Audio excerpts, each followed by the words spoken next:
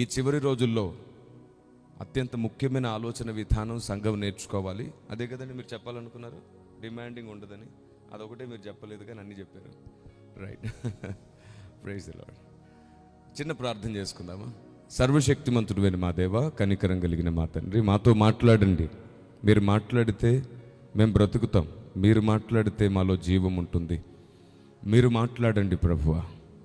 ఆలోచన చెప్పేవారు లేకపోతే ఉద్దేశములు నిరార్థకమగును అన్న నీ మాట జ్ఞాపకం చేసుకుంటున్నాం. మా దేవా, మా అందరితో మాట్లాడండి. మమ్మల్ని మేము నీ చేతికి, మీ అధికారానికి అప్పగించుకుంటున్నాం. దేవా, మా అందరితో మాట్లాడండి. కనికరం కలిగిన తండ్రి, మా అందరితో మాట్లాడండి. ఈ రాత్రి మా జీవితాల్లో నూతన వెలుగు కలుగునుగాక. యేసు శక్తిగల నామంలో ప్రార్థన చేస్తున్నాం పరమ తండ్రి. ఆమెన్. Praise the Lord. చెయ్యెత్తి చెబుదామా? ఆమెన్. స్తుతించడానికి ఎలాంటి సిద్ధాంతంతో పని లేదు. స్తుతించడానికి ఎలాంటి డినామినేషన్తో పని లేదు.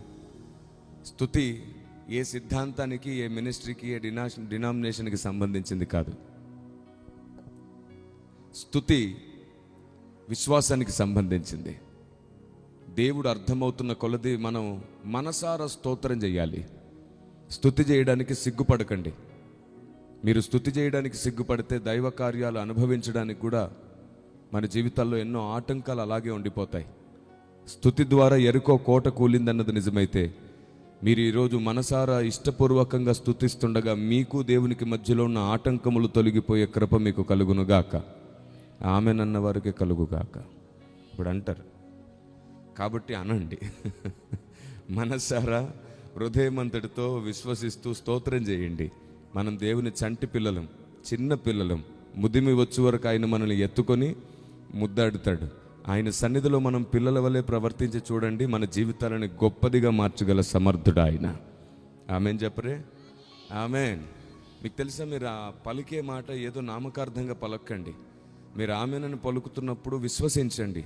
ఆయన మీ మాట వినుగాక. మీకు కలుగవలసినవేవో అవి మీకు కలుగునుగాక. విశ్వాసమును బట్టి, అనుభవ జ్ఞానమును బట్టి సమయోచితంగా దేవుడు మిమ్మల్ని సమర్థులుగా మార్చునుగాక. Praise the Lord. చెయ్యెత్తి చెప్పండి ఒకసారి.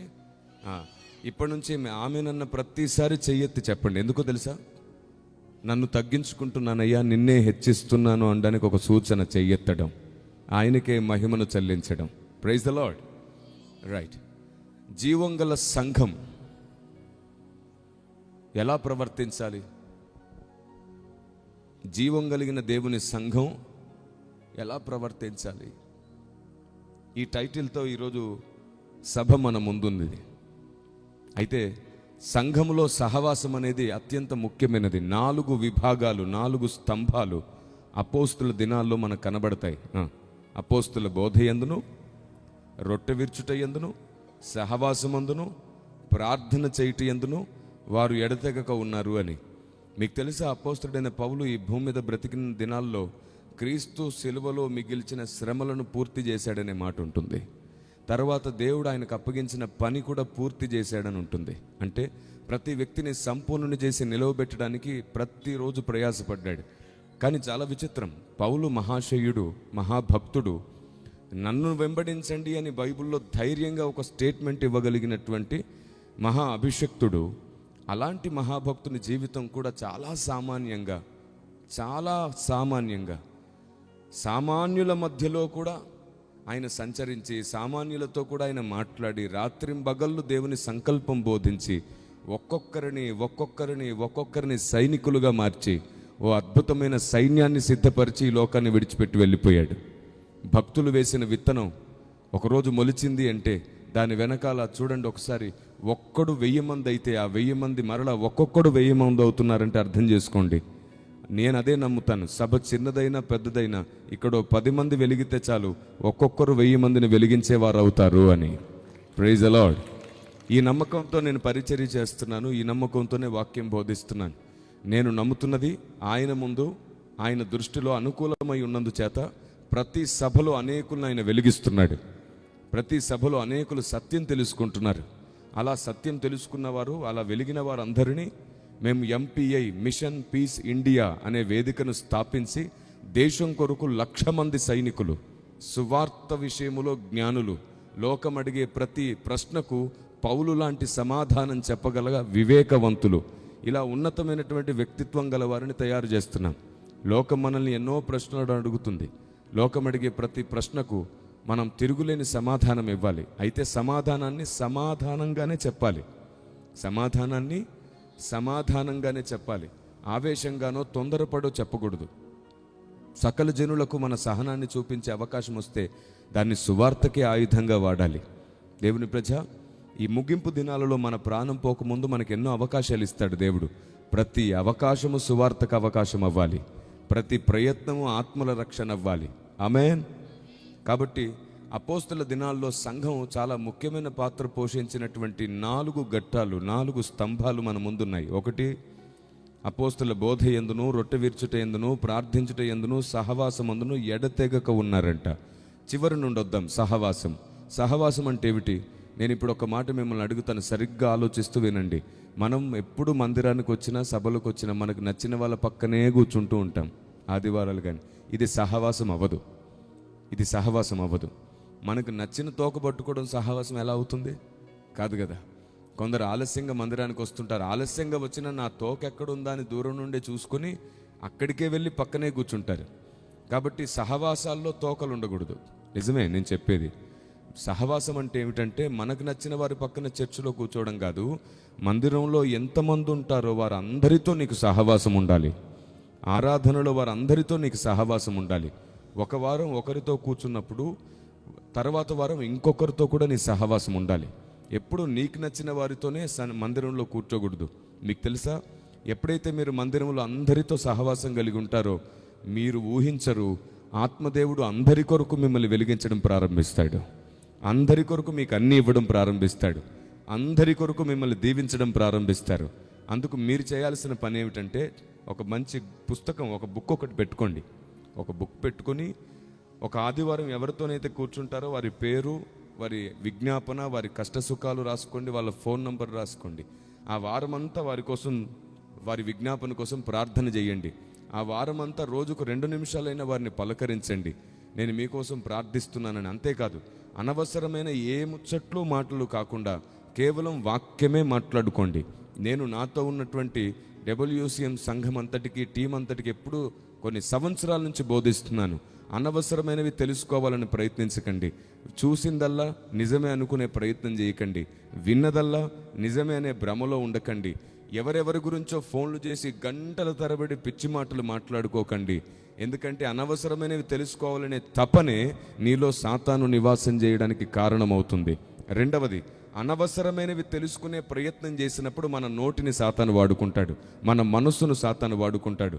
ఎందుకంటే మన మనస్సు రాయబడి ఉంది చాలా స్పష్టంగా. ప్లీజ్ ఆపేసి. Praise the lord.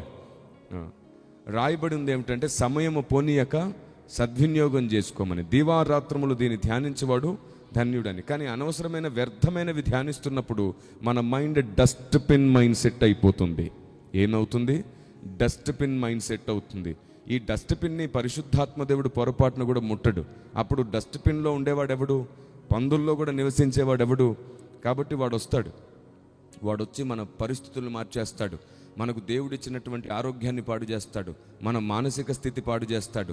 మన వల్ల అనేక అభ్యంతరాలు పుట్టిస్తాడు. మనకు నెమ్మది లేకుండా చేస్తాడు. అలా జరగకుండా ఉండునట్లుగా గుర్తుంచుకోండి.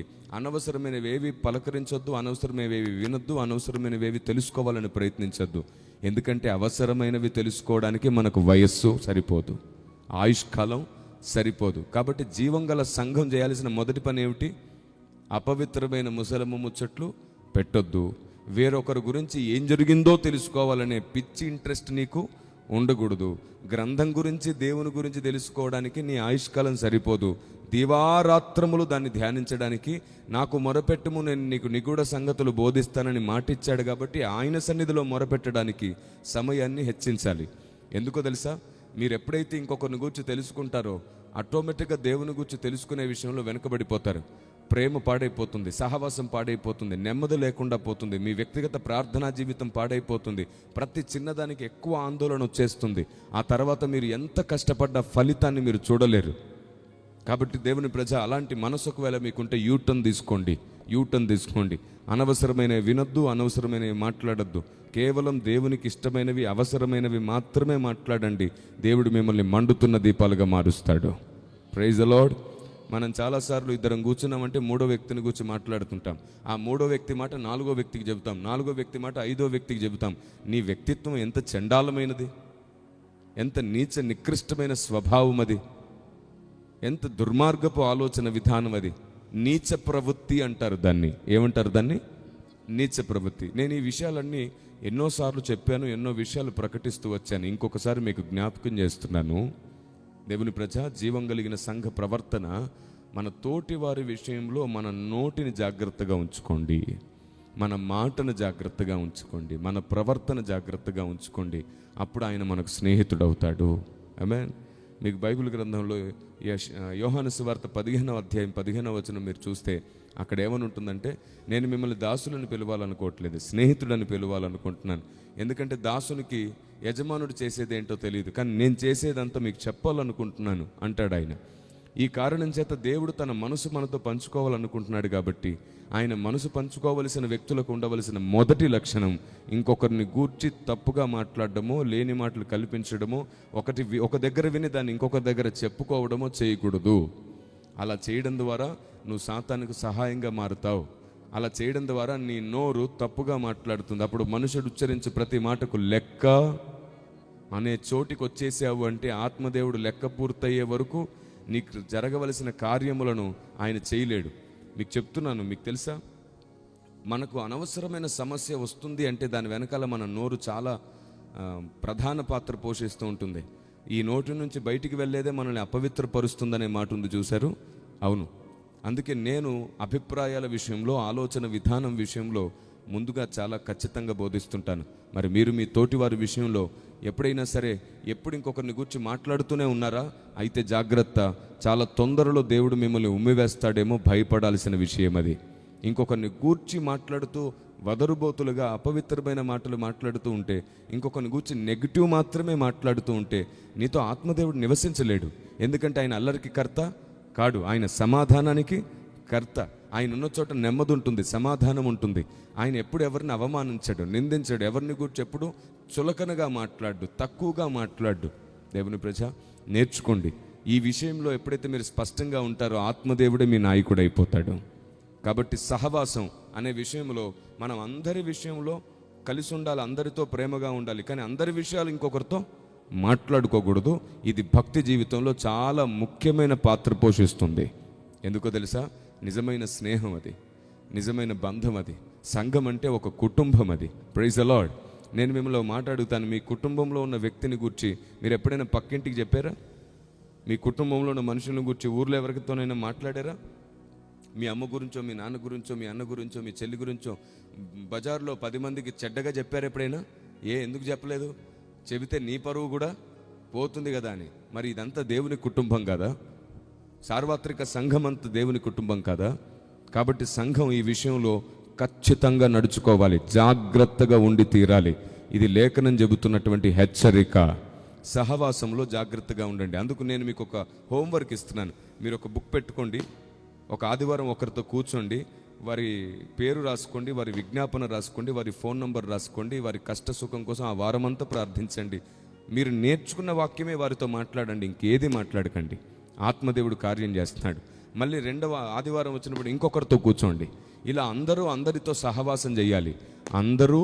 అందరితో సహవాసం అని కిరణ్ పాల్ గారు అన్నారని సిస్టర్స్ బ్రదర్స్తో కూర్చోకండి, బ్రదర్స్ సిస్టర్స్తో కూర్చోకండి. నాయనలారా, బ్రదర్స్తోనే కూర్చోండి, సిస్టర్స్తోనే కూర్చోండి. నేను చెబుతున్నది ప్రత్యేకమైనది. కాబట్టి ఎంతమంది బ్రదర్స్ సంఘంలో ఉన్నారో బ్రదర్స్ అందరితో మీకు సహవాసం ఉండాలి. ఎంతమంది సిస్టర్స్ సంఘంలో ఉన్నారు, సిస్టర్స్ అందరికీ సిస్టర్స్తో సహవాసం ఉండాలి.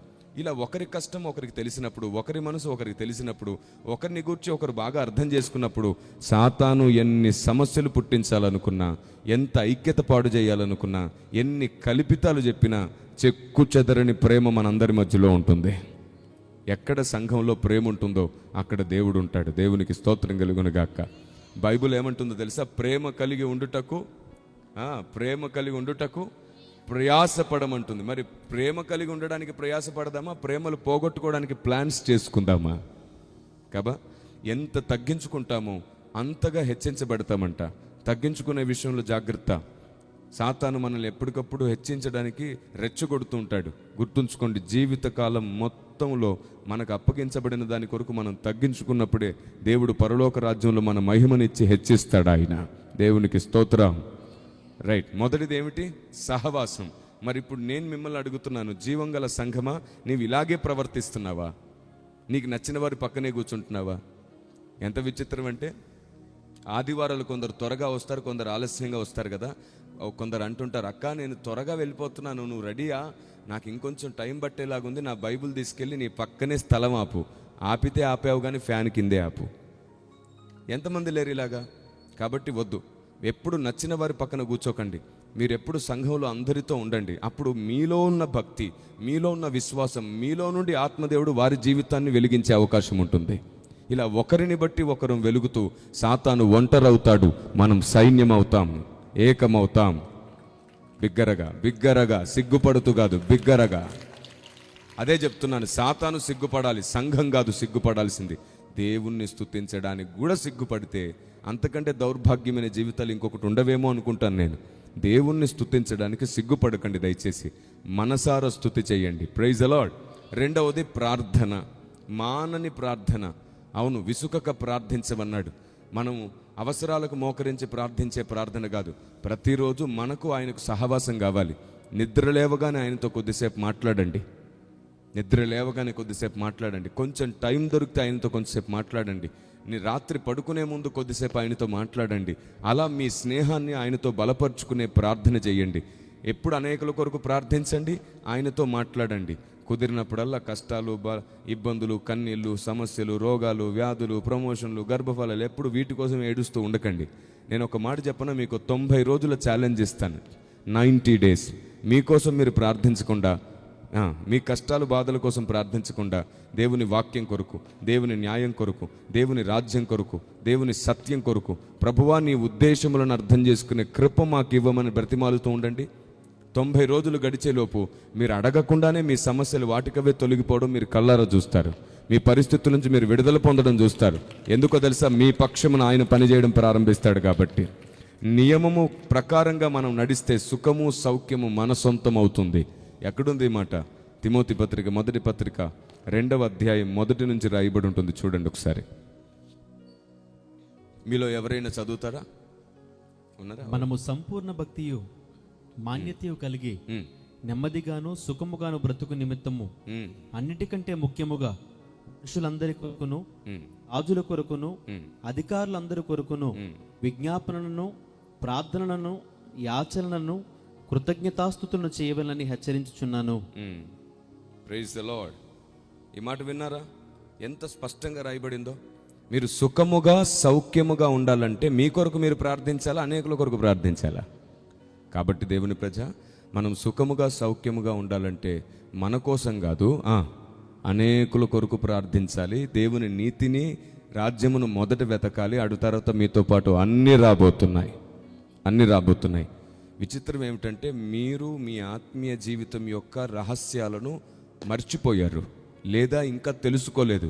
అందుకే మన జీవితాల్లో మనకు నచ్చిన అడుక్కొని ఎక్కడో సాటిస్ఫై అవుతున్నాం. దేవుడు తనకు నచ్చింది మీకు ఇవ్వాలనుకుంటున్నాడు, ఆయన సాటిస్ఫై అయ్యే వరకు.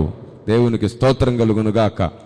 నేను మళ్ళీ చెప్తున్నాను, మనకు నచ్చింది అడిగి సాటిస్ఫై అవ్వద్దు. ఆయనకు నచ్చింది ఆయన ఇచ్చి సాటిస్ఫై ఆయన అవ్వాలి. ఆయన సాటిస్ఫై అయ్యే వరకు ఇవ్వాలనుకుంటున్నాడు ఆయన. Praise the lord. సమృద్ధి అంటారు దాన్ని. పిల్లల పిల్లల పిల్లల వరకు దేవుని హస్తం తోడుండడం సమృద్ధి. ఆమేన్. రైట్. మరి లోక మర్యాదను అనుసరించొద్దు అనే మాట బైబిల్లో ఉందా లేదా? ఉందా? ఇదిగో ఒక పని చేయండి, ఉంటే ఇలాగనండి, అవునండి, లేదంటే ఇలాగనండి. ఏం చెప్పినా సరే అలా ఉంటున్నారేంటో అందరూ. అలా ఉండకండి, నవ్వుతూ ఉండండి, సమాధానంగా ఉండండి, సంతోషంగా వాక్యం వినండి. మీకు విషయం తెలుసా? మీకు అర్థమవుతుందని నాకు అర్థమవుతున్న కొలది ఇంకా మీకు అర్థమయ్యే విషయాలు ఎన్నో దేవుడు నాలోంచి మీతో మాట్లాడతాడు. అదేంటో వింతగా చూస్తున్నారు, వీళ్ళకి ఏం అర్థం కావట్లేదు అనిపించింది అనుకోండి, ఇంకా వివరణ ఎక్కువ పెరిగిపోతూ ఉంటుంది మీకు అర్థమయ్యేటట్లు చెప్పడానికి. స్కూల్లో ఎవడైనా అలాగే చూస్తుంటే టీచర్ చాక్ పీస్ వాడి మీదకి విసిరంటది, రేయ్ బాడీ ప్రజెంట్ మైండ్ ఆబ్సెంట్, ఏంట్రా నువ్వు అంటే వాడు అప్పుడు ఉలిక్కి పడతాడు. అలా ఉండకండి. ఇప్పుడు ఆత్మదేవుడు మీతో ప్రతి విషయం మీకు అర్థమయ్యేటట్లు చెప్పాలనుకుంటున్నాడు. మీరు చెప్పండి, నేను మీకు అర్థమయ్యేలాగే చెప్తున్నానా? పాయింట్ టు పాయింట్ అర్థమవుతుందా? Praise the lord. ఇప్పుడు ఇంతకుముందు ఏదో అడిగాను, ఇప్పుడే ఒకటి అడిగాను.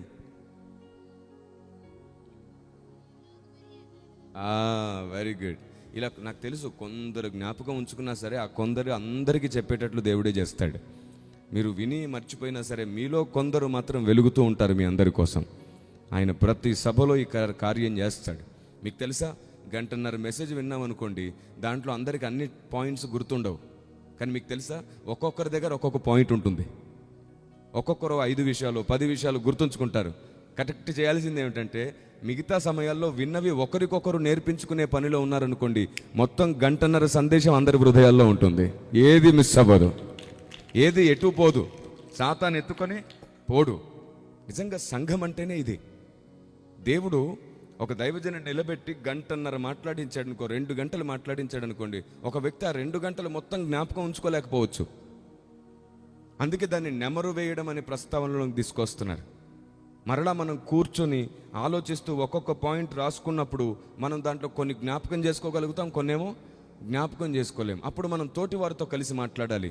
మొన్న సందేశంలో ఈ పాయింట్స్ మాట్లాడారు కదా, మీకేం జ్ఞాపకం ఉన్నాయి? మీకు జ్ఞాపకం లేనివి వారికి ఉంటాయి, వారికి జ్ఞాపకం లేనివి మీకుంటాయి, మీ ఇద్దరికి జ్ఞాపకం లేనివి మరొకరికి. ఇలా అందరికీ నేర్పించుకునే పనిలో ఉన్నప్పుడు దేవుని మాట ఒక్కటి కూడా పోదు. ప్రతిదీ మీ హృదయంలోనే నాటబడి ఉంటుంది. ప్రతి సందేశం మీకోసమే స్థిరపరచబడి ఉంటుంది. దేవునికి స్తోత్రం కలుగునుగాక. ఈ నియమాన్ని మర్చిపోకండి. సందేశం విని విడిచిపెట్టొద్దు. మరలా సంఘం మాట్లాడుకుంటూ ఉండాలి సందేశాన్ని. అప్పుడు సాతాను మీ మధ్యలో ఉండలేడు. మీరు సందేశం మాట్లాడితే మీ గుండెలు మండుతాయి. ఆత్మదేవుని కార్యాలు మీ జీవితాల్లో జరగడం ప్రారంభమవుతుంది. ఇది సహవాసంలో ఉండవలసిన ముఖ్యమైనది, జీవం కలిగిన సంఘం చేయాల్సినటువంటి పని. ఇకపోతే లోక మర్యాదను అనుసరించొద్దు అనే మాట రోమపత్రిక 12వ అధ్యాయంలో మనకు కనబడుతూ ఉంటుంది. సరే, నేను మిమ్మల్ని అడుగుతున్నాను, ఇప్పటికీ సంఘం లోక మర్యాదను అనుసరిస్తూనే ఉంది అనేది స్పష్టంగా కనబడుతున్న విషయం. అది మనలో చాలామంది ఇంకా లోక మర్యాదను అనుసరిస్తూనే ఉన్నారు. నేను ఒక 4 లోక మర్యాదలను గురించి మాట్లాడతాను, మీరే ఆలోచించండి. మొట్టమొదటిది, మీరు ఇల్లు కట్టినప్పుడు వాస్తు అనే దాన్ని చూడకుండా ఇల్లు కట్టట్లేదు మీరు. ఇది లోక మర్యాద. పేరుకు క్రైస్తవులే, కానీ వాస్తులు లేకుండా ఇల్లు కట్టరు. అవును, వాస్తులు నమ్ముకుంటే అన్నీ బాగుంటాయి అన్నది నిజమైతే అన్ని దేశాల కంటే మన దేశమే బాగుండాలి లెక్క ప్రకారంగా. పాయింటా కాదా? మరి మన దేశం నుంచి వేరే దేశాలకు వెళ్ళి చాకరీ చేసుకుంటున్నాం మనం. అందరు మన దేశాల నుంచి వేరే దేశాలకు వెళ్ళి కష్టపడే వాళ్ళు ఎక్కువైపోయారు. ఇప్పుడు మీరు చెప్పండి, వాస్తులుంటే మన దేశం అన్ని దేశాల కంటే గొప్ప దేశం అవ్వాలి కదా. వాస్తు కాదు, వాస్తవాలను బట్టి జీవితాలు గొప్పగా మార్చబడతాయి. వాస్తులో ఏ శక్తి లేదు, వాస్తవ జ్ఞానంలోనే శక్తి ఉంది. మీరు చెప్పండి, వాస్తు చూసి ఇల్లు కట్టుకున్న వ్యక్తి అన్నిట్లో 100% బాగున్నాడు ఇప్పటిదాకా? ముహూర్తాలు చూసి చేసినవన్నీ బాగున్నాయా? లేదు. అది లోక మర్యాద, దాంట్లో ఏ లాభమూ లేదు. వాస్తు కాదు చూడాల్సిందే. మీకు తెలుసా, నేను విదేశాలకు వెళ్ళినప్పుడు, ఆ దేశాల్లో ముఖ్యంగా దుబాయ్ లాంటి దేశాలకు వెళ్ళినప్పుడు వాళ్ళని అడిగాను, ఈ భయంకరమైన ఎడారి ప్రాంతంలో ఇంత పెద్ద పెద్ద టవర్స్ కట్టి ఎలారా బాబు మీరు అభివృద్ధి పొందారు? ఈ టవర్స్ కట్టడానికి ఎవరు మీకు వాస్తు చూపించారో చెప్తే నేను మా దేశానికి తీసుకెళ్తా, మేము డెవలప్ అవ్వాలంటే. వాళ్ళు అన్నారు, వాస్తు బీస్తూ కూర్చునే జాంతే, వాస్తవాలు జాంతే అన్నారు వాళ్ళు. కాబట్టి అనవసరమైన మూఢనమ్మకం మనలో ఉండడం లోక మర్యాదే. అనవసరమైన మూఢనమ్మకం ఉండడం లోక మర్యాదే అవుతుంది. ఈ చివరి రోజుల్లో సంఘం వెంటనే తమలో ఉన్నటువంటి అపవిత్రమైనటువంటి మూఢనమ్మకాలను తొలగించుకోండి. మీలో మూఢనమ్మకాలు ఉన్నప్పుడు ఆత్మదేవుడు మీతో పాటు పని చెయ్యలేడు. మళ్ళీ చెప్తున్నాను, మూఢనమ్మకాలు మీలో ఉంటే ఆత్మదేవుడు మీతో పని చెయ్యలేడు. మూఢనమ్మకాలు ఉన్న వ్యక్తులలో ఆవగింజంత విశ్వాసం ఉండదు. మూఢనమ్మకానికి విశ్వాసానికి అసలు సంబంధమే లేదు. ఎందుకంటే అది మూఢత్వం. దయచేసి వాస్తులు కాదు, ఇల్లు కట్టుకున్నప్పుడు మీరు ఏం చేయాలో తెలుసా? వెలుతురు సరిగ్గా లోపల పడేటట్లు కిటికీలు తలుపులు పెట్టుకోండి. అలా పెట్టుకోవాలంటే ద్వారం ఏ వైపు ఉండాలి? తూర్పు వైపే ఉండాలి. ఎందుకు అంటే సూర్యుని వెలుగు పడడం ద్వారా డి విటమిన్ కదా, తద్వారా ఇంట్లో ఉన్నటువంటి క్రిములు నశించిపోతాయి, క్రిములు లేకుండా పోతాయి. కాబట్టి ఆ వెలుగు ముందు పడాలి. మన మీద అయినా సరే, ఇంట్లో అయినా సరే వెలుగు పడేటట్లు చూసుకోవాలి. రెండవది, గాలి ఎక్కువగా ఇంట్లో వీచేలాగా చూసుకోవాలి. అలా చూడాలంటే ఇంటికి 2 కిటికీలు పెడితే సరిపోదు, 4 దిక్కులు 4 కిటికీలు ఉండేటట్లు చూసుకోవాలి. అప్పుడు గాలి లోపల చక్కగా చక్కర్లు కొడుతుంది, చక్కగా గాలి వీస్తుంది. తద్వారా మీకు అనారోగ్యం తగ్గుతుంది. అవును, గాలి ఏ ఇంట్లో ఎక్కువ వీయదో ఆ ఇంట్లో అనారోగ్యాలు వస్తాయి. తలనొప్పులు, అజీర్తి, కీళ్ళు నొప్పి, ఈ బలహీనతలు అన్నీ వస్తాయి. ఎందుకంటే బ్లడ్కి కావలసిన ఆక్సిజన్ సరిగ్గా అందదు. అవును, ఫ్రెష్ ఎయిర్ ఉండదు. కాబట్టి దేవుని ప్రజ, మీరు వాస్తును నమ్ముకోకండి, వాస్తవ జ్ఞానాన్ని నమ్ముకోండి. మీరు ఆరోగ్యవంతులు అవుతారు, మీరు ఆత్మీయ బలం పొందుతారు. మళ్ళీ చెప్తున్నాను, మూఢనమ్మకాలు ఏవి మీలో ఉన్నా ఆత్మదేవుడు మీ కొరకు పనిచేయడం కష్టమైపోతుంది. మూఢనమ్మకం వద్దు. ఆమేన్. ఇప్పుడు మీకు గర్భఫలం కావాలంటే అరటి పండ్లకు అక్కర్లేదు ప్రార్థన. విశ్వాసముగా మీరు మొరపెడితే హన్నా వలె దయ చూపిస్తాడు దేవుడు. దేవునికి స్తోత్రం కలుగునుగాక. ఒక వస్తువుకి ప్రార్థించి ఆ వస్తువు తింటేనే మేలు జరుగుతుందనే ఆలోచన కొద్దు. మన దృష్టి అంతా వస్తువు మీదకి వెళ్తుంది కానీ విశ్వాసం మీదకి రాదు. ఏదైనా మనం విశ్వాసము వలన సంపాదించుకుందాం. Praise the lord. ఎవరికైనా అవసరమైతే నూనె రాసి ప్రార్థన చేయమని అన్నాడు కదా. ఎవడైనా రోగి అయి ఉన్నాడేలా నూనె రాసి, ప్రతి ఒక్కరికి నూనె రాసే ప్రార్థించాలనే నియమం ఏమి బైబిల్లో లేదు. కొందరికి దైవజనుల హస్తనిక్షేపణ, దైవజనుల ప్రార్థన సరిపోతుంది. ఆత్మదేవుడే వారి జీవితంలో పనిచేయడం ప్రారంభిస్తాడు. ఒక వస్తువును ఆధారం చేసుకుంటే మన బ్రతుకు కూడా ఎలా అయిపోతుందంటే తాయిత్తులను నమ్ముకున్నట్టు అయిపోతుంది. చాలామంది క్రైస్తవుల్లో తాయిత్తులు ఇప్పటికీ నమ్మే దౌర్భాగ్యత ఉందంట. ఈ మూర్ఖత్వాన్ని విని నేను ఆశ్చర్యపోయాను, ఇదేమిటి అని అడగాల్సి వచ్చిందనమాట. నిజమే. అంతెందుకు, మనం ఇప్పటికీ చూడండి, ఎగ్జామ్స్ వచ్చినప్పుడు పిల్లలు ఏం అడుగుతారా మీరు?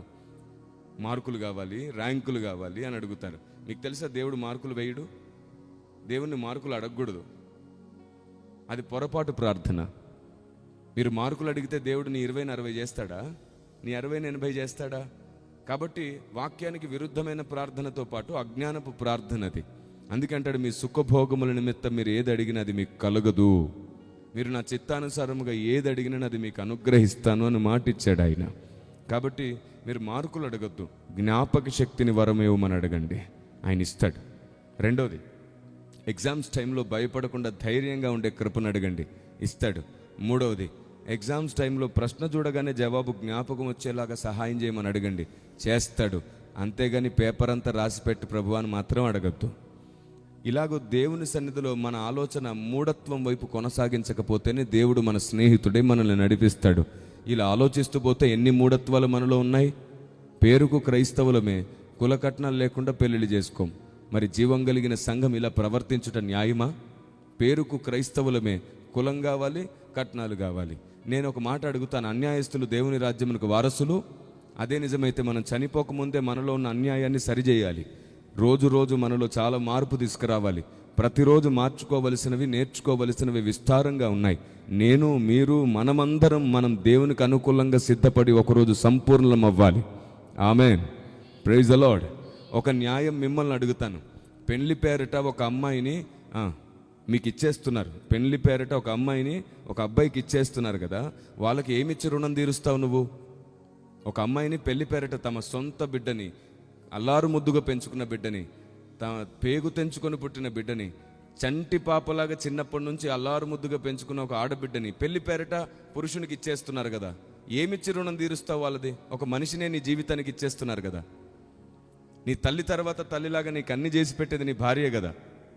ఇప్పుడు చెప్పు, వారి సొంత మనిషిని పెళ్లి పేరిట నీకు ఇచ్చేస్తే వారికి నువ్వు తిరిగేమని ఇవ్వాలా, మళ్ళీ వాళ్ళే నీకు ఇవ్వాలా? ఏది న్యాయం? ఏది న్యాయం? ఈ లోక దౌర్భాగ్యం చూడండి. అమ్మాయి మళ్ళీ అమ్మాయిని ఇవ్వాలి, అమ్మాయితో పాటు ఇంకా కట్నం ఇవ్వాలంట. మరి నేనంటాను, పెద్దరికం ఎటుపోయింది? పెద్దరికానికి బుద్ధెందుకు లేకుండా పోయింది? న్యాయం ఎందుకు తెలియకుండా పోయింది? సమాజాన్ని ఎందుకు సరిచేయలేకపోతున్నారు ఈ విషయంలో? ఈ లోక మర్యాద, లోకం మారదు. జీవంగల సంఘము మారితే దేవుడు సంతోషిస్తాడు. జీవంగల సంఘం మారితే దేవుడు సంతోషిస్తాడు. కాబట్టి జీవంగల సంఘం కులము కట్నము లేకుండా వివాహాలను ప్రోత్సహించాలి. ఎందుకంటే మనం అందరం ఆదాము పిల్లలం. ఆదాము కులం ఏంటి? ఆదాము మతం ఏమిటి? కదా. కులము మతము మనిషికి లేదు. వాస్తవానికి కులం అంటే ఏమిటంటే ఎప్పుడైనా ఆలోచించారా? కులము మనిషి పుట్టుక నుంచి రాలేదు. కులము మనిషి రక్తంలో లేదు. కులము మనిషి వృత్తిని బట్టి వచ్చింది. కుండల పని చేస్తూ మట్టి పని చేస్తున్నవాడిని ఏమన్నారు? కుమ్మర్ అన్నారు. బంగారు పనిముట్లు చేస్తూ రాగి పనిముట్లు చేసిన వాడిని ఏమన్నారు? కంసాలి అన్నారు. ఎక్కడైనా పంటలు పండిస్తుంటే అతన్ని ఏమన్నారు? రైతు అన్నారు. పరిపాలన చేస్తుంటే అతన్ని ఏమన్నారు? రాజులు అన్నారు. ఇలా వారి వృత్తిని బట్టి వారికి ఒక పేరు వచ్చింది. జ్ఞానమును బోధించేవాడిని ఏమన్నారు? బ్రాహ్మణుడు అని అన్నారు. బ్రాహ్మణుడు అన్నారు. కాబట్టి దేవుని ప్రజ, ఇవన్నీ కూడా వృత్తిని బట్టి తాను చేస్తున్న పనిని బట్టి వచ్చిన పేర్లే కానీ రక్తమును బట్టో పుట్టుకను బట్టో ఎవరికి ఏ పేరు రాదు. ఏ పేరు రాదు. అది కేవలం గుర్తింపు కోసం వచ్చిన పేర్లు మాత్రమే. దేవుడు ఎవరిని తక్కువ వారిగా చేయలేదు, ఎవరిని ఎక్కువ వారిగా చేయలేదు. అంటరాని వారిగా కొందరిని చేయలేదు, అందుకోలేనంత ఎత్తులో ఇంకొందరిని ఏమి చేయలేదు. దేవుడు అందరినీ తల్లి గర్భం నుండే పంపించాడు. తల్లి గర్భం పవిత్రం, బిడ్డ జన్మ పవిత్రం. దేవునికి స్తోత్రం కలుగునుగాక. కానీ మన హృదయం పవిత్రం కాదు, మన స్వభావం పవిత్రం కాదు. మనలో దేవుడు ప్రవేశపెట్టే ఆత్మ పవిత్రం. నేను అడుగుతున్నాను, ఏ ఆత్మకైనా కులముందా? దేవుడు ప్రవేశపెట్టే ఆత్మకు మతం ఉందా? ఈ శరీరంలోనికి వచ్చినాక అన్నిటినీ మనమే తగిలిస్తున్నామే. ఈ మాత్రం ఆలోచన లేదే. అందుకే లోక మర్యాదను అనుసరిస్తే, లోకంలోని మూఢత్వాన్ని అనుసరిస్తే, లోకంలో ఉన్న అజ్ఞానాన్ని జీవం గల సంఘం అనుసరిస్తే ఆ సంఘాన్ని దేవుడు నడపడు. అలాంటి సంఘం బుద్ధి లేని సంఘం అయిపోతుంది. ప్రారంభంలో పరిశుద్ధాత్మదేవుడు మీతో మాట్లాడుతున్నాడు ఈ మాట. కాబట్టి దేవుని ప్రజ, ఈ రోజు నుంచి లోక మర్యాదలు మీలో ఎన్నెన్నున్నాయో వాటన్నిటిని తొలగించడానికి దేవుని సన్నిధిలో మోకరించి అడగండి. ప్రభువా, నాకు తెలియకుండా ఏదైనా లోక మర్యాద నన్నేలుతుందేమో, నాకు సహాయం చేయవా, నాకు స్పృహ కలిగించవా, కుటుంబం అంతా కలిసి ఆ చేదు వేర్లు పెకలించుకునే కృప మాకు ఇవ్వవా అని అడిగితే ఆయనే మీ నాయకుడై నడిపిస్తాడు. ఆయనే మీ హృదయాన్ని ఆలోచింపజేస్తాడు. ఆయనే తన హస్తము మీ మీద ఉంచి నడిపించడం ప్రారంభిస్తాడు. మీరు చెప్పండి, మూఢత్వాన్ని తొలగించుకోవాలా లేదా? మూర్ఖత్వాన్ని తొలగించుకోవాలా లేదా? కాబట్టి దానికోసం మనకు కావలసింది ఏమిటో తెలుసా? ధైర్యం కావాలి. ధైర్యం కావాలి. నువ్వు నిజంగా క్రైస్తవుడివి అయితే కట్నం తీసుకోకుండా పెళ్లి చేసుకో. ఆడబిడ్డ తీసుకొచ్చి 5 లక్షలు 2 లక్షలు 10 లక్షల గురించి నువ్వు చూస్తావు. కానీ ఆ 10 లక్షలు సంవత్సరానికో 2 సంవత్సరాలకో కరిగిపోతాయి, అయిపోతుంది. కానీ దేవునికి భయపడితే దేవుని హస్తం నీ పిల్లల పిల్లల పిల్లలకు తోడై ఉంటుంది. దేవుని హస్తం మిమ్మల్ని నడిపిస్తుంది. నువ్వు సిరికి దాసుడవైతే దేవునికి కాదు, నువ్వు దేవునికి దాసుడవైతే సిరికి కాదు. ఈ మాటలు జ్ఞాపకం చేసుకోండి. గ్రంథంలో ఉన్న మాటలను మర్చిపోతే ఇక మనం ఎప్పుడు నడిచే గ్రంథాలమవుతాం? పౌలు భక్తుడు అంటాడు, మనం సజీవమైన పత్రికలుగా మారాలంట. నీలో, నాలో, మనలో కొంత మూర్ఖత్వం, మూఢత్వం, పంతం, పట్టుదల ఎక్కడో దాగి ఉంటుంది. దాన్ని వెలికి తీయడానికి లేఖనం మనతో మాట్లాడుతుంది. దాన్ని వెలికి తీయడానికి లేఖనం మన మధ్యలో పనిచేస్తూ మనల్ని చెక్కుతుంది. ఆ రోజు ఒక్కటే బంగారు ముద్దతో అతుకులే లేని ఓ దీపస్తంభం తయారు చేయబడింది నక్సీ పనిగా. ఈరోజు మనము బుడగల్లాగా, గాలి బుడగల్లాగా మారడం దేవునికి ఇష్టం లేదు. బంగారు ముద్దల వలె మారాలనుకుంటున్నాడు దేవుడు. దేవునికి స్తోత్రం. మీరు దేవుని కొరకు బంగారు ముద్దలైతే ఆత్మదేవుడే మిమ్మల్ని చెక్కడం ప్రారంభిస్తాడు. అప్పుడు మనం అందరం వేరు వేరు అవయవాలైనప్పటికీ ఏక శరీరం అన్న మాట నెరవేరిపోతుంది. దేవునికి స్తోత్రం కలుగునుగాక. కాబట్టి జీవం కలిగిన సంఘం ఈ భూమి మీద బ్రతుకుండగా ప్రవర్తించిన విధానం ఇది. తప్పకుండా ఇలాగే ప్రవర్తించండి. ఎందుకంటే ఆయన మిమ్మల్ని హెచ్చించాలనుకుంటే మీరు లోకానికి వెలుగవుతారు, మీరు లోకానికి ఉప్పు అవుతారు. ఈరోజు సంఘాల్లో ప్రార్థన దాహం తగ్గిపోయింది. కాబట్టి అపోస్తుల దినాల్లో సంఘంలో ఉన్నటువంటి మరొక విధానం ఏమిటి? ప్రార్థన యందు వారు ఎడతెగక ఉన్నారంట. గట్టిగా 2 గంటలు ప్రార్థించేవారు సంఘాల్లో కరువైపోయారు. దేవుని ప్రజ, దేవునితో 2 గంటలు గడపలేని నీకు న్యాయం ఎలా తెలుస్తుంది? అన్యాయం అంటే ఎలా తెలుస్తుంది? నీకు నచ్చితే న్యాయం అంటావు, నచ్చకపోతే అన్యాయం అంటావు. కాబట్టి 2 గంటల ప్రార్థన లేని వ్యక్తి భక్తిలో ఎదగలేడు. 2 గంటల ప్రార్థనా జీవితం లేని వ్యక్తి విశ్వాసంలో ఎదగలేడు. నేను పెద్ద మాట అనేస్తాను, 2 గంటల ప్రార్థన జీవితం లేకపోతే అసలు ఆత్మదేవుడు నీతో మాట్లాడినా వినబడదు. నీకు ఆత్మదేవుడు నీ దగ్గరకు కూడా ఉండలేడు. నువ్వు 2 గంటలు ప్రార్థన చేయాలి. కనీసం 2 గంటల ప్రార్థన. ఏంటి, చూపులతోనే ఫ్యాన్ పెట్టేద్దామని? అయితే ఇటే చూడండి. Praise the lord. మనకు ఒక వ్యాధి ఉంటుంది, దాని పేరు CCTV వ్యాధి. ఏదైనా కనబడితే, ఎవరైనా కదిలితే చాలు తల అలా తిరిగి అటే చూస్తూ ఉంటుంది. వద్దు, ఈ వ్యాధి మనకొద్దు. కొందరు ఏం చేస్తారు తెలుసా? తల తిప్పొద్దు అంటే తల తిప్పరు, కళ్ళు తిప్పుతూ ఉంటారు. ఇంకా అతి తెలివి అన్నమాట. కాబట్టి ఒకసారి గమనించండి, మీ దృష్టిని మళ్లించడానికి సాతాను మీ జీవితంలో ఎన్నో సమస్యలను కలిగిస్తాడు. ఒకటి గుర్తుంచుకోండి, సమస్యల మీద మీ దృష్టి పెట్టకండి. సమస్యను గెలవగల దేవుడు మీతో ఉంటాడు. ఆయన మీతో ఉండాలంటే ఆయనతో మీరు సమయం గడపాలి. ఏం చెప్తున్నాను నేను? ఉదయం లేవగానే ఆయనతో మాట్లాడండి, సాయంత్రం పడుకునేటప్పుడు కూడా ఆయనతో మాట్లాడండి. మీకోసం ఏమీ అడగండి, ఆయనతో మాట్లాడండి. ఆయన మీతో మాట్లాడే వరకు మాట్లాడండి. ఆయన్ని చూసే కృపనివ్వమని అడగండి. హృదయ శుద్ధి గలవారు ధన్యులు, వారు దేవునిని ఈర్ష, ద్వేషము, కలహము, లేని వార్తలు పుట్టించడము, ఇక్కడి అక్కడ మాట్లాడడం, ఇలాంటి స్వభావం ఉంటే హృదయ శుద్ధి కాదు. అప్పుడు సాతాను మరలా మన శరీరాన్ని, మన మనసును ఏలడం ప్రారంభిస్తాడు. వద్దు వద్దు, ఎంత పెద్ద సమస్య వచ్చినా సరే సాతాను మనల్ని ఏలకూడదు. మనమే సమస్యల్ని ఏలాలి, సాతాన్ని కూడా ఏలాలి. Praise the Lord. బైబిల్ గ్రంథంలో మాట రాయబడింది. ప్రకటన గ్రంథంలో అంటాడు ఏమిటంటే, వాడి సింహాసనం దగ్గర కాపురం చేస్తుందంట సంఘం. ఎంత సిగ్గుచేట అసలు! ఆ మాట విన్నప్పుడు నా చాలాసార్లు నా హృదయంలో వేదన, కన్నీళ్లు పొంగుకొని వచ్చాయి. మనమేమిటి వాడి సింహాసనం దగ్గర కాపురం చేయడం ఏమిటి? మనకు రాజు, మన నాయకుడు దేవుడు, నజరేయుడైన యేసే మన నాయకుడు. కాబట్టి సాతాను మనల్ని నడపకూడదు, ప్రభువే మనల్ని నడపాలంటే ఆయన అంటాడు, నన్ను ప్రేమించిన వారు నా ఈ మాటల ప్రకారం చెయ్యాలి అని అన్నాడు. బైబిల్ని చేతిలో పట్టుకుని అటు ఇటు తిరిగితే సరిపోతుందా? బైబిల్ గ్రంథంలో ఉన్న దేవుని ఉద్దేశాలను వెంబడించిన రోజున ఆయన నిన్ను వెంబడించడం ప్రారంభిస్తాడు. ఆయన నీతో నడవడం ప్రారంభిస్తాడు. అప్పుడు ప్రతి యుద్ధము యెహోవాదే అవుతుంది.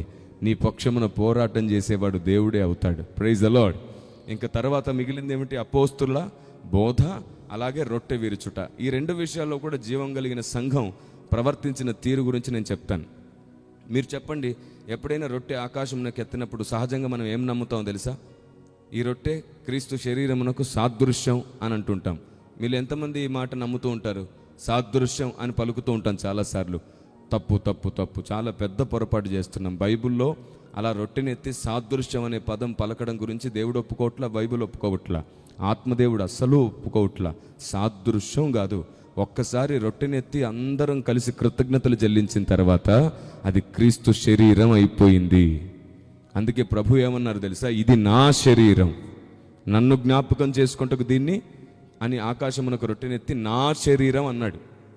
మనమేమో శరీరం లాంటిది అని అంటున్నాం. సాదృశ్యం అంటే అర్థం ఏంటన్నమాట? శరీరము లాంటిది. వద్దు, అలాంటి విశ్వాసంలోకి వెళ్తే జీవం లాంటిది, జీవం లాంటిది. మనం జీవం లాంటిది తినాలా? జీవమా? మనలో జీవం ఉండాలి. కాబట్టి రొట్టె ఎత్తిన తర్వాత సాదృశ్యం అనే పదాన్ని మర్చిపోండి. ఇక మీదట అందరం కలిసి కృతజ్ఞతలు చెల్లించి స్తుతించిన తర్వాత ఆ రొట్టె ఆయన శరీరం. అందుకే రాయబడింది, ఆయన శరీరమని నమ్మి, రక్తమని నమ్మి తిని త్రాగాలని ఉంది. శరీరమని నమ్మకుండా శరీరం లాంటిదని నమ్మితే నీకు జీవం ఎలా వస్తుంది? దేవుడు తన శరీరం వలన, తన రక్తం వలన మనకు ఎంత జీవం ఇవ్వాలనుకున్నాడో తెలుసా? ఇది పెద్ద మర్మమేం కాదు. బైబిల్ గ్రంథంలో యోహాను సువార్త 6వ అధ్యాయంలో స్వయంగా ఆయనే మాట్లాడుతూ 51వ వచనం నుండి ప్రస్తావించారు. మీరు చూస్తారు ఒకసారి. యోహాను సువార్త 6వ అధ్యాయము 51 నుండి చూడండి. పాస్టర్ గారు మైక్లో మీ అందరి కోసం చదువుతారు, అందరూ వినండి జాగ్రత్త. పరలోకం నుండి దిగి వచ్చిన జీవాహారము నేనే. ఎవడైనా ఈ ఆహారం భుజించితే వాడెల్లప్పుడూ జీవించును. మరియు నేనిచ్చు ఆహారము లోకము కొరకు, జీవం కొరకైన నా శరీరమే అని మీతో నిశ్చయముగా చెప్పుచున్నాను. ఆ మాట విన్నారా? ఆ మాట గమనించారా? ఎవరు నా శరీరం తిని నా రక్తం త్రాగుతారో వారు జీవం కలిగి ఉంటారు. ఇంకా అలా కింద వచనాలు చదువుతూ వస్తుంటే ఆయన అంటాడు, ఎవరు నా శరీరం తిని నా రక్తం త్రాగుతారో వారు నా వలన జీవం కలిగి ఉంటారు. నేను తండ్రి వలన ఎలా జీవిస్తున్నానో వారు నా వలన జీవిస్తారు. ఎవరు నా శరీరం తిని నా రక్తం త్రాగుతారో వారు తమలో తాము జీవము కలిగి ఉంటారు. తర్వాత అంటాడు, ఎవరు నా శరీరం తిని నా రక్తం త్రాగుతారో వారి యందు మేము వచ్చి, వారి యందు నేనును, నా యందు వారును నిలిచి ఉందుము అని అన్నాడు. ఎవరు ఆయన శరీరం తిని ఆయన రక్తం త్రాగుతారో వారు తీర్పును అంత్యదినమున లేపబడతారు, పునరుత్థానముందు లేపబడతారంట. ఆయన శరీరము రక్తములో ఉన్నటువంటి ప్రాముఖ్యత ఇది. కానీ జీవం కలిగిన సంఘం ఏం చేస్తుందో తెలుసా? నామకార్థంగా ఆయన శరీరమును రక్తమును, పైగా శరీరము రక్తమని కూడా కాదు, శరీరం లాంటిది రక్తము లాంటిదని తాగుతున్నావు. మరి శరీరం ఎప్పుడు తింటావు? పరలోకానికి వెళ్ళి డైరెక్ట్గా కొరుక్కొని తింటావా? కాబట్టి ఇప్పుడే రొట్టెను ఆయన శరీరం అని నమ్మడం అలవాటు చేసుకోండి. అది లేఖన సత్యం, అది పరిశుద్ధాత్మ దేవుని ఇష్టం. కాబట్టి ఈ రోజు తర్వాత తీర్మానం చేసుకోండి. మీరు ఎప్పుడు ఆయన శరీరం రక్తం తీసుకుంటున్నా అది రొట్టె ద్రాక్షారసం ఎత్తి ప్రార్థించిన తర్వాత ఏమైపోతుంది? జీవం గల ఆయన శరీరం అవుతుంది, జీవము గల ఆయన రక్తం అవుతుంది. శరీరమని రక్తమని నమ్మి తిని త్రాగాలన్న మాట నెరవేర్చుకుందాం. దేవునికి స్తోత్రం కలుగునుగాక. మరొక ముఖ్యమైన విషయం, అది ఆయన రొట్టె అనే పదం రాయబడింది. రొట్టె, పులియని పిండి పొంగని రొట్టె అనే ప్రస్తావన ఉంది. పులియని పిండి పొంగని రొట్టె అనే ప్రస్తావన ఉంది. అది మైదాతో చేసింది ఉండకూడదు, గోధుమతో చేసిందై ఉండునట్లుగా చూసుకోవాలి. రెండవది, అది బిల్లలు ఉండకూడదు, అది రొట్టె కాబట్టి విరవడానికి అనుకూలంగా ఉండాలి. మూడవది, అది బ్రెడ్ అయి ఉండకూడదు, మనకు బేకరీలో దొరికేది. మనం ఒక వ్యక్తిని ప్రార్థన చేసి ప్రతిష్ఠించాలి. ఒక ఇద్దరు కేవలం ఆ పని కోసమే నియమించబడాలి. వారు ఉదయం లేచి ప్రార్థన పూర్వకంగా ఆ రొట్టెను ఆ ద్రాక్షారసమును సిద్ధపరిచేవారై ఉండాలి. అంత మాత్రమే కాకుండా సంఘంలో కనీసం ఒక 6 10 మందో, సంఘం పెద్దదైతే 10 మంది, చిన్నదైతే ఒక 6 ప్రతిష్ఠించబడి ఉండాలి. కేవలం ప్రభు శరీరం రక్తము పంచి ఇవ్వడానికి వారి కోసం ప్రార్థన చేసి వారిని ప్రతిష్ఠించి పెట్టాలి. వారు ఒక దినం ముందు నుండే సిద్ధపడుతూ ప్రతి శనివారం సిద్ధపడి ఆ పనికి వారు పూనుకోవాలి. దేవునికి స్తోత్రం కలుగునుగాక. ఈ విధంగా సంఘం, జీవం కలిగిన సంఘం చెయ్యాలి. కానీ మనం ఏం చేస్తున్నాం? ఆయన శరీరమును గురించి రక్తమును గురించి అవగాహన జీవం కలిగిన సంఘంలో లేదు. జీవం కలిగిన సంఘం ఎలాగూ ప్రవర్తించవలను, ఆయన శరీరమును గురించి రక్తమును గురించి. చూడండి, మనం చూస్తుంటాం సహజంగా బిల్లలు, వేపర్స్ కనబడతాయి. అది దాన్ని ఇట్లా విరిచి ఎంతమందికి పంచుతాం? పైగా అది రొట్టె కూడా కాదు. కాబట్టి లోకపోకడది, లోకంలోకి వచ్చింది. జీవం కలిగిన సంఘంలోనికి మనుషులు ప్రవేశపెట్టినటువంటి సాంప్రదాయం అది. దాన్ని కూడా లేఖనం ఒప్పుకోవట్లేదు, పరిశుద్ధాత్ముడు ఒప్పుకోవట్లేదు. అందుకే ఎక్స్ట్రీమ్గా వెళ్ళిపోవద్దు. ఆయన ఏది చెప్తాడో అదే చెయ్యాలి కదా.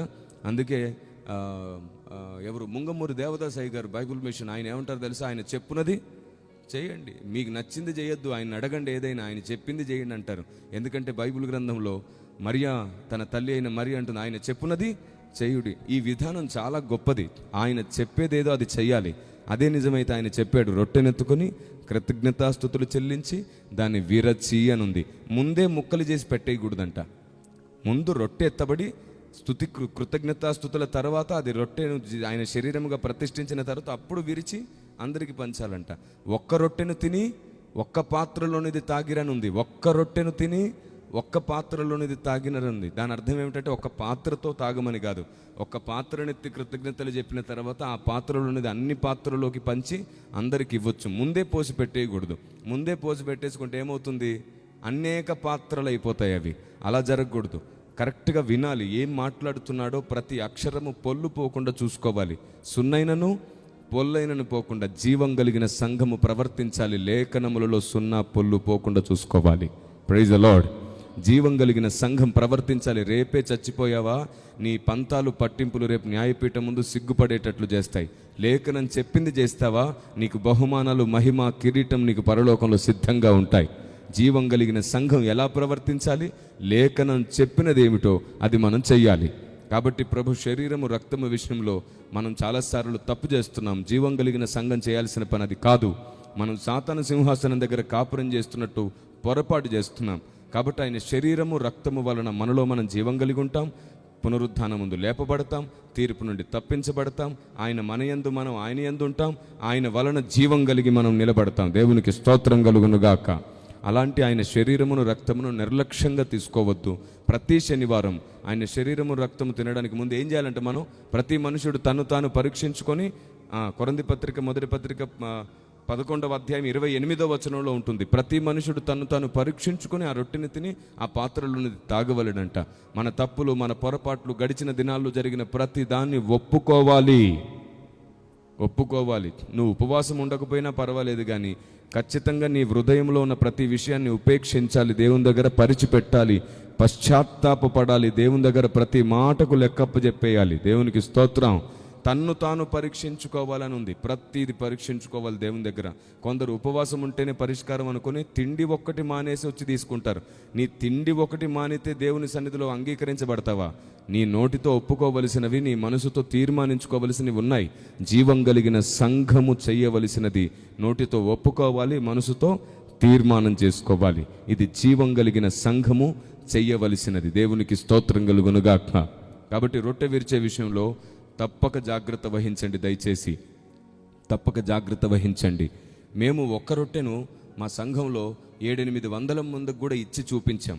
మీరు యూట్యూబ్లోకి వెళ్ళి కిరణ్ పాల్ ప్రభు భోజన కార్యక్రమం అని మీరు కొట్టి చూడండి, లేదంటే WCM ప్రభు భోజనం అని కొట్టి చూడండి.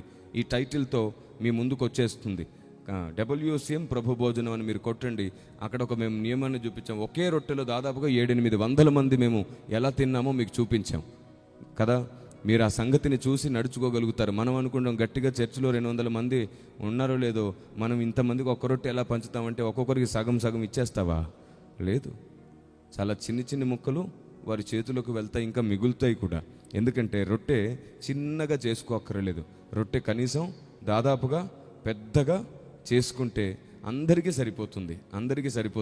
ఆ రొట్టె పొంగకుండా ఒళ్ళు దగ్గర పెట్టుకొని ఒక మనిషి దగ్గరే కూర్చొని చిన్న మంట మీద స్తుతిస్తూ చక్కగా బాధ్యతగా దాన్ని కాల్చాలి. అదంతా కాలిపోయి పొంగిపోకుండా దగ్గరే కూర్చోవాలి. ఇంత బాధ్యతగా ఉండే ప్రయత్నం చేస్తే చాలా మంచిది. జీవం కలిగిన సంఘం దేవుని కార్యములను అశ్రద్ధగా చేయకూడదు. ఎంత శ్రద్ధగా చేస్తే ఆయన అంత సంతోషిస్తాడు. కాబట్టి సంఘానికి శ్రద్ధ చాలా అవసరం. మనం లోకంలో ఉన్నప్పుడు చాలా శ్రద్ధగా అన్నీ చేసాం, పూజలు వ్రతాలు ఎంత శ్రద్ధగా చేస్తాం కదా. చిన్నది కూడా మిస్ అవ్వకూడదు. స్నానం ఖచ్చితంగా చేస్తాం, అలాగే మంచి బట్టలు వేసుకుంటాం, ప్రతి వస్తువుని పవిత్రంగా కడుగుతాం, గిన్నెలు కడుగుతాం, అన్నీ కడుక్కుంటాం. పొరపాటుగా ఎవరైనా ముడితే మళ్ళీ కడుగుతాం. ఎందుకు అంటే అప్పుడు నియమం ప్రకారంగా ఖచ్చితంగా పర్టికులర్గా చేసావు. ఇప్పుడు ఎందుకు ఇంత గారాభం అయింది అంటే నిజమైన తల్లి నిజమైన తండ్రి దొరికాడు కదా, ఆయన ఒడిలో గారాభం పెరిగింది. అందుకే నియమాన్ని మర్చిపోతున్నావు. వద్దు. గురిలేని ప్రయాణం, గురిలేని భక్తి, నియమం లేని సంఘం జీవం పొందలేదు. జీవం కలిగిన సంఘం అంటే లేఖనములను నెరవేర్చే సంఘం అవ్వాలి. దేవునికి స్తోత్రం కలుగునుగాక. ఇకపోతే అపోస్తలుల బోధ. అవును, ఈ విషయంలో సంఘానికి చాలా విభేదాలు ఉన్నాయి. ప్రతి వ్యక్తి తాము నమ్మినదే అపోస్తలుల బోధ అనే భ్రమలో బ్రతికేస్తున్నారు. అలా కాదు, మనందరిలో కూడా పొరపాట్లున్నాయి. ప్రతి మినిస్ట్రీలో పొరపాట్లున్నాయి, ప్రతి డినామినేషన్లో పొరపాట్లున్నాయి, అవగాహన లోపాలున్నాయి, అబద్ధమైన బోధ కూడా ఉంది. మనకు తెలియదు, మనం నమ్మి ప్రేమిస్తాం కాబట్టి కొన్ని అలా ఉండిపోతాయి. కొన్నిటిని మనం మార్చుకోవడానికి ఆత్మదేవుడు సహాయం చేస్తున్నాడు. నేను చెప్తున్నాను, అందరికీ నేర్పించే వాళ్ళమైతే అందరి దగ్గర ఉన్న జ్ఞానం అందరిలో ప్రవాహం చేస్తుంది. అందరూ అన్నిటినీ సరి చేసుకోగలుగుతాం. మనకు నచ్చిందే నిజమనే భ్రమలో ఉన్నప్పుడు ఎదుటి వ్యక్తిలో దేవుడు మాట్లాడేది కూడా మనకు అర్థం కాదు. అందుకే ఆనాటి దినాల్లో అపోస్తలులు కూర్చొని చర్చించుకునేవారు, తమ పొరపాట్లను సరి చేసుకునేవారు. తాము నియంతల వలె ప్రవర్తించలేదు. తమకు దేవుడిచ్చిన బాధ్యత కొలది ఖచ్చితంగా నడుచుకున్నారు. దేవుని ప్రజ, పరిశుద్ధాత్మ దేవుని స్వరం వినండి. అపోస్తలు ప్రవక్తలు వేసిన పునాది మీద మనం ఉన్నామో లేదో తెలుసుకోకపోతే మన ఆత్మీయ జీవితం కొలాప్స్ అయిపోతుంది. మీకు అర్థమయ్యేటట్టు ఒక్క ఉదాహరణ చెప్తాను. సంఘము కూడుకోవాలా, సంఘము కట్టబడాలా? సరే, ఇంకొంచెం వివరంగా చెప్తాను. సంఘం ఒక గుంపుగా ఉంటే సంఘం అయిపోతుందా? సంఘము సైన్యమై నిలబడితే సంఘం అవుతుందా? సరే, ఇప్పుడు చెప్పండి, ఇల్లు కట్టాలంటే మనకి ఏమేం కావాలి? ఇటుక, ఇసుక, సిమెంటు, ఐరన్ ఇవన్నీ కావాలి కదా. సరే, వాటన్నిటి తీసుకొచ్చి ఒకదాని మీద ఒకటి పెద్ద కుప్ప వేసేసి, పెద్ద కుప్ప, ఓ 50 సిమెంట్ సంచులు, ఒక 2-3 లారీల ఇసుక, ఒక లారీడు ఐరను, ఒక లారీడు కంకెర, ఒక 3-4 లారీల ఇటుకలు మొత్తం పెద్దగా పేర్చేసి దాని మీద మొత్తం ఒక 10-15 ట్యాంకర్ల వాటరు కొట్టేసి, తర్వాత 10 రోజులకు అటో పెద్ద కర్ర ఇటో పెద్ద కర్ర పెట్టి పెద్ద రిబ్బన్ కట్టేసి, రండి గ్రామస్తులారా, నేను నా సొంత ఇంటిని మీ అందరి సమక్షంలో ఓపెన్ చేయాలనుకుంటున్నాను, రండి, మీ కొరకు భోజనాలు కూడా సిద్ధపరిచాను, 2 పొట్టేళ్ళు కూడా కోసాను అని అందరినీ, ఊరందరినీ పిలిస్తే వాళ్ళందరూ దాని చుట్టూ కూర్చొని నవ్వుకుంటారు. ముందు వీడేమిటి ఇంత పెద్ద సమాధి కట్టాడు, ఇంత పెద్ద కుప్ప వేసుకున్నాడు, ఇంత పెద్ద కుప్ప వేసుకొని దీన్ని ఇల్లు అంటున్నాడు, దీనికి ద్వారం ఎక్కడా, కిటికీ ఎక్కడా, ఎటు నుంచి లోపలికి వెళ్ళాలి? వాడు అంటాడు, దీనికి ద్వారము లేదు, కిటికీ లేదు, కానీ ఇది నా ఇల్లు, నాకు నచ్చిన ఇల్లు, నేను కట్టుకునే ఇల్లు. అంటే ఏమంటారు మీరు? ఏమంటారు చెప్పనా? వీడు మెంటల్ హాస్పిటల్లో ఉండాల్సింది, పొరపాటుగా ఊరిలో తిరుగుతున్నాడు అంటారు. పాయింటా కాదా? కానీ నిజానికి చూస్తే అందులో కంకర ఉంది, ఐరన్ ఉంది, ఇటుకుంది, సిమెంట్ ఉంది, అన్నీ ఉన్నాయి. అయినా సరే అది ఎందుకు ఇల్లు అవ్వలేదు? ఎందుకు అవ్వలేదంటే దాన్ని ప్లాన్ ప్రకారంగా లేదు. రెండోది, ఒకదాని మీద ఒకటి పేర్చి కట్టబడలేదు. ఏది ఎంత ఉండాలో అంతే ఉంచే ప్రయత్నం జరగలేదు. అసలు దాంట్లో నివాస యోగ్యమైన గదులు కూడా లేవు. ఇప్పుడు చెప్పండి, సంఘంగా మనం అందరం ఒక గుంపుగా కూడి నమ్మి బాప్తిజం పొందేసి సంఘ కార్యక్రమాలు చేసేసుకొని సంఘంలో ఒక 500-600 మంది గుంపు కూడితే అది సంఘం అయిపోయిందా? భ్రమలోంచి బయటికి రండి. సంఘం అంటే అపోస్తుల ప్రవక్తల పునాది మీద కట్టబడుతూ ఉండాలి, పరిశుద్ధాత్మదేవుని ఆలోచనతో కట్టబడుతూ ఉండాలి, లేఖనం నెరవేర్చుకుంటూ కట్టబడుతూ ఉండాలి. అవును, కొన్నిసార్లు సాతాను దేవుని దగ్గర అనుమతి తీసుకొని మనల్ని శోధించే సమయం ఒకటి ఉంటుంది. అయితే అది దాటిపోయినప్పుడు ఖచ్చితంగా మనం దేవుని పని కొరకు సిద్ధపడి ఉండాలి. మీకు తెలుసా, శోధన కాలంలో కూడా దేవుడు మనకు సహాయం చేస్తాడంట. సాతానుకు అనుమతి ఇవ్వడమే కాదు, మన కోసం కూడా ద్వారములు తెరుస్తాడు. ఒకడు తన శక్తికి మించిన శోధన అనుమతించడానికి దేవుడు చూడడంట. ఒకని శక్తికి మించిన శోధన ఇవ్వడంట దేవుడు. ఏదైనా శోధన అనుమతిస్తే మనం గెలిచే అవకాశం ఉంటుంది. ఎలాగో తెలుసా, ఆత్మదేవుడు మనతోనే ఉంటాడు కాబట్టి, మనలోనే ఉంటాడు కాబట్టి మనం 100% ఒకవేళ గెలవకపోయినా 90% అయినా మన గెలుపు మనకు ఖరారుగా ఉంటుంది. అది పరిశుద్ధాత్మదేవుని సహాయంతో మనం ముందుకు వెళ్తూనే ఉండాలి. గాయం తప్పదు, కానీ ఏ ఆయుధం వర్ధిల్లదు నీ మీద. ఆమేన్. ఈ మాట విన్నారా? గాయం తప్పదు, కానీ ఆయుధం వర్ధిల్లదు. అది నిన్ను చంపడానికి వాడు విసురుతాడు ఆయుధం, కానీ అది నిన్ను చంపలేదు. చిన్న గాయం చేసి అక్కడ పడిపోయి ఉంటుంది అంతే. అలాగూ ఏ ఆయుధము వర్ధిల్లదు, అది ప్రయోగించబడుతుంది కానీ వర్ధిల్లదు. కాబట్టి సంఘమను కట్టబడాలి. బాప్తిస్మాలు తీసుకొని ప్రతి ఆదివారం మందిరాలకు వస్తూ పోతూ పాడుతూ స్తుతిస్తూ ఉంటే సరిపోదు. పండుగలు చేస్తూ ఉంటే సరిపోదు. క్రిస్మస్లు, న్యూ ఇయర్లు చేసుకుంటే సరిపోదు. సభల్లో హాజరైతే సరిపోదు. మన విశ్వాసంలో అపోస్తుల విశ్వాసం ఉండాలి. మన విశ్వాసంలో ప్రవక్తల నియమం ఉండాలి. మన విశ్వాసంలో దేవుని ఆలోచన విధానం ఉండాలి. దేవుని వాక్య నెరవేర్పు ఉండాలి. ఈ విధంగా సంఘం ఒక్కొక్క మెట్టు కట్టబడిన రోజు సంఘం సైన్యం అయిపోతుంది. అప్పుడు వ్యూహిత సైన్య సమభీకర రూపిణి అను పేరు ఖచ్చితంగా సంఘానికి వర్తిస్తుంది. ఎఫెసీ పత్రిక 2వ అధ్యాయం 20వ వచనంలో చూస్తే అక్కడ రాయబడి ఉంది. ఎఫెసీ పత్రిక 2వ అధ్యాయం 20వ వచనం, క్రీస్తు యేసే ముఖ్యమైన మూలరాయి అయి ఉండగా అపోస్తలులు ప్రవక్తలు వేసిన పునాది మీద మీరు కట్టబడి ఉన్నారు అనే వచనం ఉంటుంది. కాబట్టి మన విశ్వాసంలో, మన నమ్మకంలో అపోస్తలు ప్రవక్తలు నమ్మిన ప్రతి నమ్మకాన్ని, ప్రతి విశ్వాసాన్ని సరిగ్గా క్రమశిక్షణతో లేఖనానికి అనుకూలంగా మన నమ్మకాల్లో ఉంచుకోవడం చాలా అత్యవసరం. ప్రాముఖ్యం మాత్రమే కాదు, అత్యవసరం కూడాను. కాబట్టి అపోస్తలు ప్రవక్తలు ఏం నమ్ముతున్నారో ఆ పునాది ఏమిటో తెలుసుకోకపోతే, బైబిల్లో 2 ఇండ్లు ఉన్నాయి. ఒక ఇల్లేమో ఇసుక మీద కట్టబడిన ఇల్లు, మరొకటేమో బండ మీద కట్టబడిన ఇల్లు. అవును, కొందరు సంఘాన్ని ఇసుక మీదే కట్టారంట, కొందరేమో బండ మీద కట్టారంట. దేవుని ప్రజ, దేవుని మాటల ప్రకారము చేయునదేదో అది బండ మీద నిలుస్తుంది. బుద్ధి కలిగిన పనది. దేవుని మాటలకు వేరుగా వెళ్ళిపోతుంది, బుద్ధి లేని పని. మీరు చెప్పండి, జీవం కలిగిన సంఘం ఎలాగూ ప్రవర్తించాలి? లేఖనం చెప్పినట్లా, మనకు నచ్చినట్లా? అదే ఈరోజు మనకు కొరబడింది. ఎలా కొరబడిందో ఒక్కటి చెప్పనా? కుడి చేత్తో ఇస్తే, కానీ మనం మాత్రం కానుకలు ఇచ్చి చదివించేసుకుంటాం. మీరు ఏం చేస్తారో తెలియదు నాకు, చదివించుకుంటారో లేదో, అది మాత్రం వాక్య విరుద్ధమే. మీరు ఇచ్చే కానుకైనా, దానమైన, ధర్మమైన రహస్యమందు చూస్తున్న దేవుడే మీకు ప్రతిఫలం ఇవ్వాలి. ప్రజల ముందు చదివించుకోవడానికి ఒకడు డబ్బులు ఇస్తాడు. పలాని వాడు 1000 రూపాయలు ఇచ్చాను అనగానే చూస్తాడు, అందరూ చూసి 1000 రూపాయలు ఇచ్చాను నేను. పలాని వాడు 101 రూపాయి ఇచ్చాను అంటారు. ఏం చేయించుకుంటారు అలా చదివించుకొని? 10 మంది ముందు గొప్పలు ఎందుకు చెప్పించుకొని ఏం సాధిస్తారు మీరు?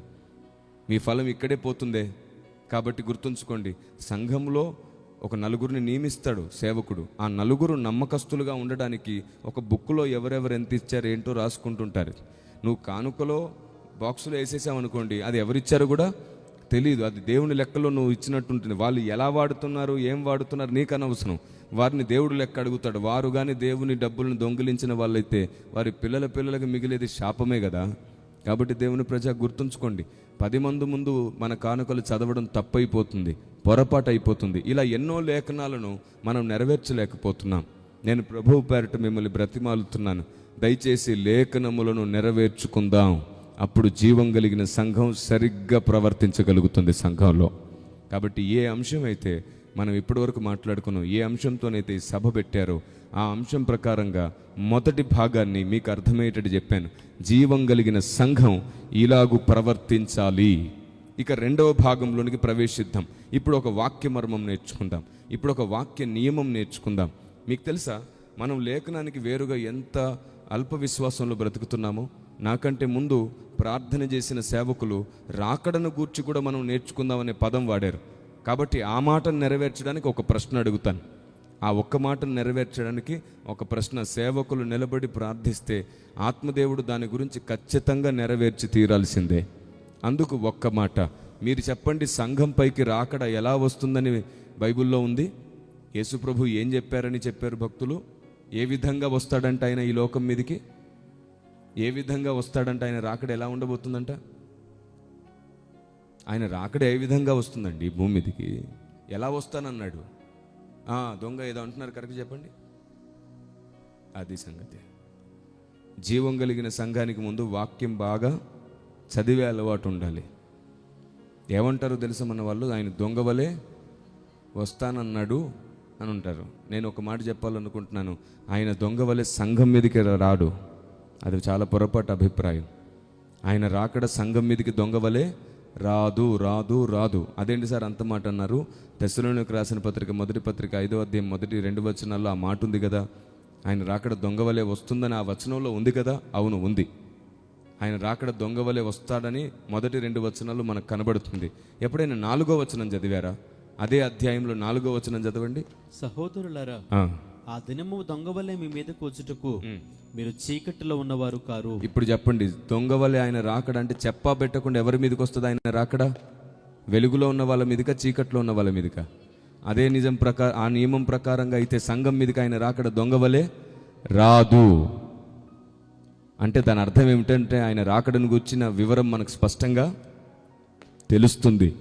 మనకు దినం తెలియదు, గడియ తెలియదు, కానీ ఆయన రాకడ సూచనలు మనకు ఇవ్వబడ్డాయి.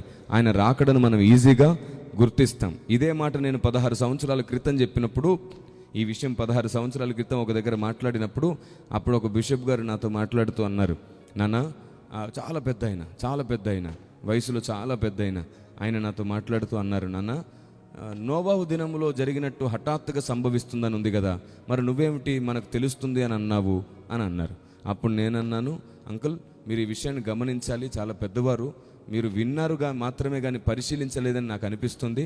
నా ఈ మాటకు నేను క్షమాపణ అడుగుతూనే మీకు ఈ విషయం చెప్పాలనుకుంటున్నాను. మీరు విన్నారు అంతేగాని పరిశీలించలేదు. సరిగ్గా ఆలోచించండి, నోవాహు దినములలో జరిగినట్లే జరుగుతుంది, దాంట్లో ఎలాంటి మార్పు లేదు. కానీ ఆ జలప్రలయం గురించి నోవాహుకు కుటుంబానికి ముందే తెలుసు. తెలియంది ఎవరికి? లోకానికి. హఠాత్తుగా ఎవరి మీదకి వచ్చింది? లోకం మీదకి. మరి నోవాహు కుటుంబం మీదకి హఠాత్తుగా వచ్చిందా?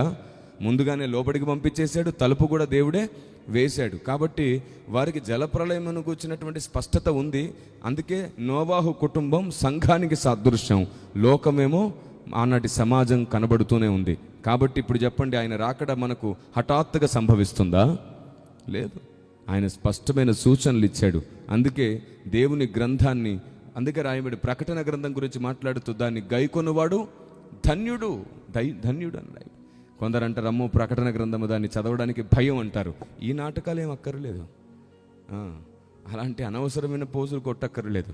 చాలా తప్పుడు ఐడియాలజీ అది. మీరు ప్రకటన గ్రంథాన్ని భయపడుతూ ఏం చదవక్కర్లా. ఏం జరగబోతుందో తెలుసుకోవడానికి మీరు తప్పకుండా ప్రకటన గ్రంథం చదవాలి, ధ్యానించాలి, ప్రార్థన చెయ్యాలి, దేవుణ్ణి అడగాలి. దేవుడు తప్పకుండా రాకడ కొరకు మిమ్మల్ని సిద్ధపరుస్తాడు. దేవునికి స్తోత్రం. అవును, దొంగ వలె వస్తాడనే మాట ఎందుకు అన్నాడో తెలుసా? చెప్పా పెట్టకుండా దొంగ వస్తాడు కాబట్టి అట్లాగే నేను వస్తానని అన్నాడు.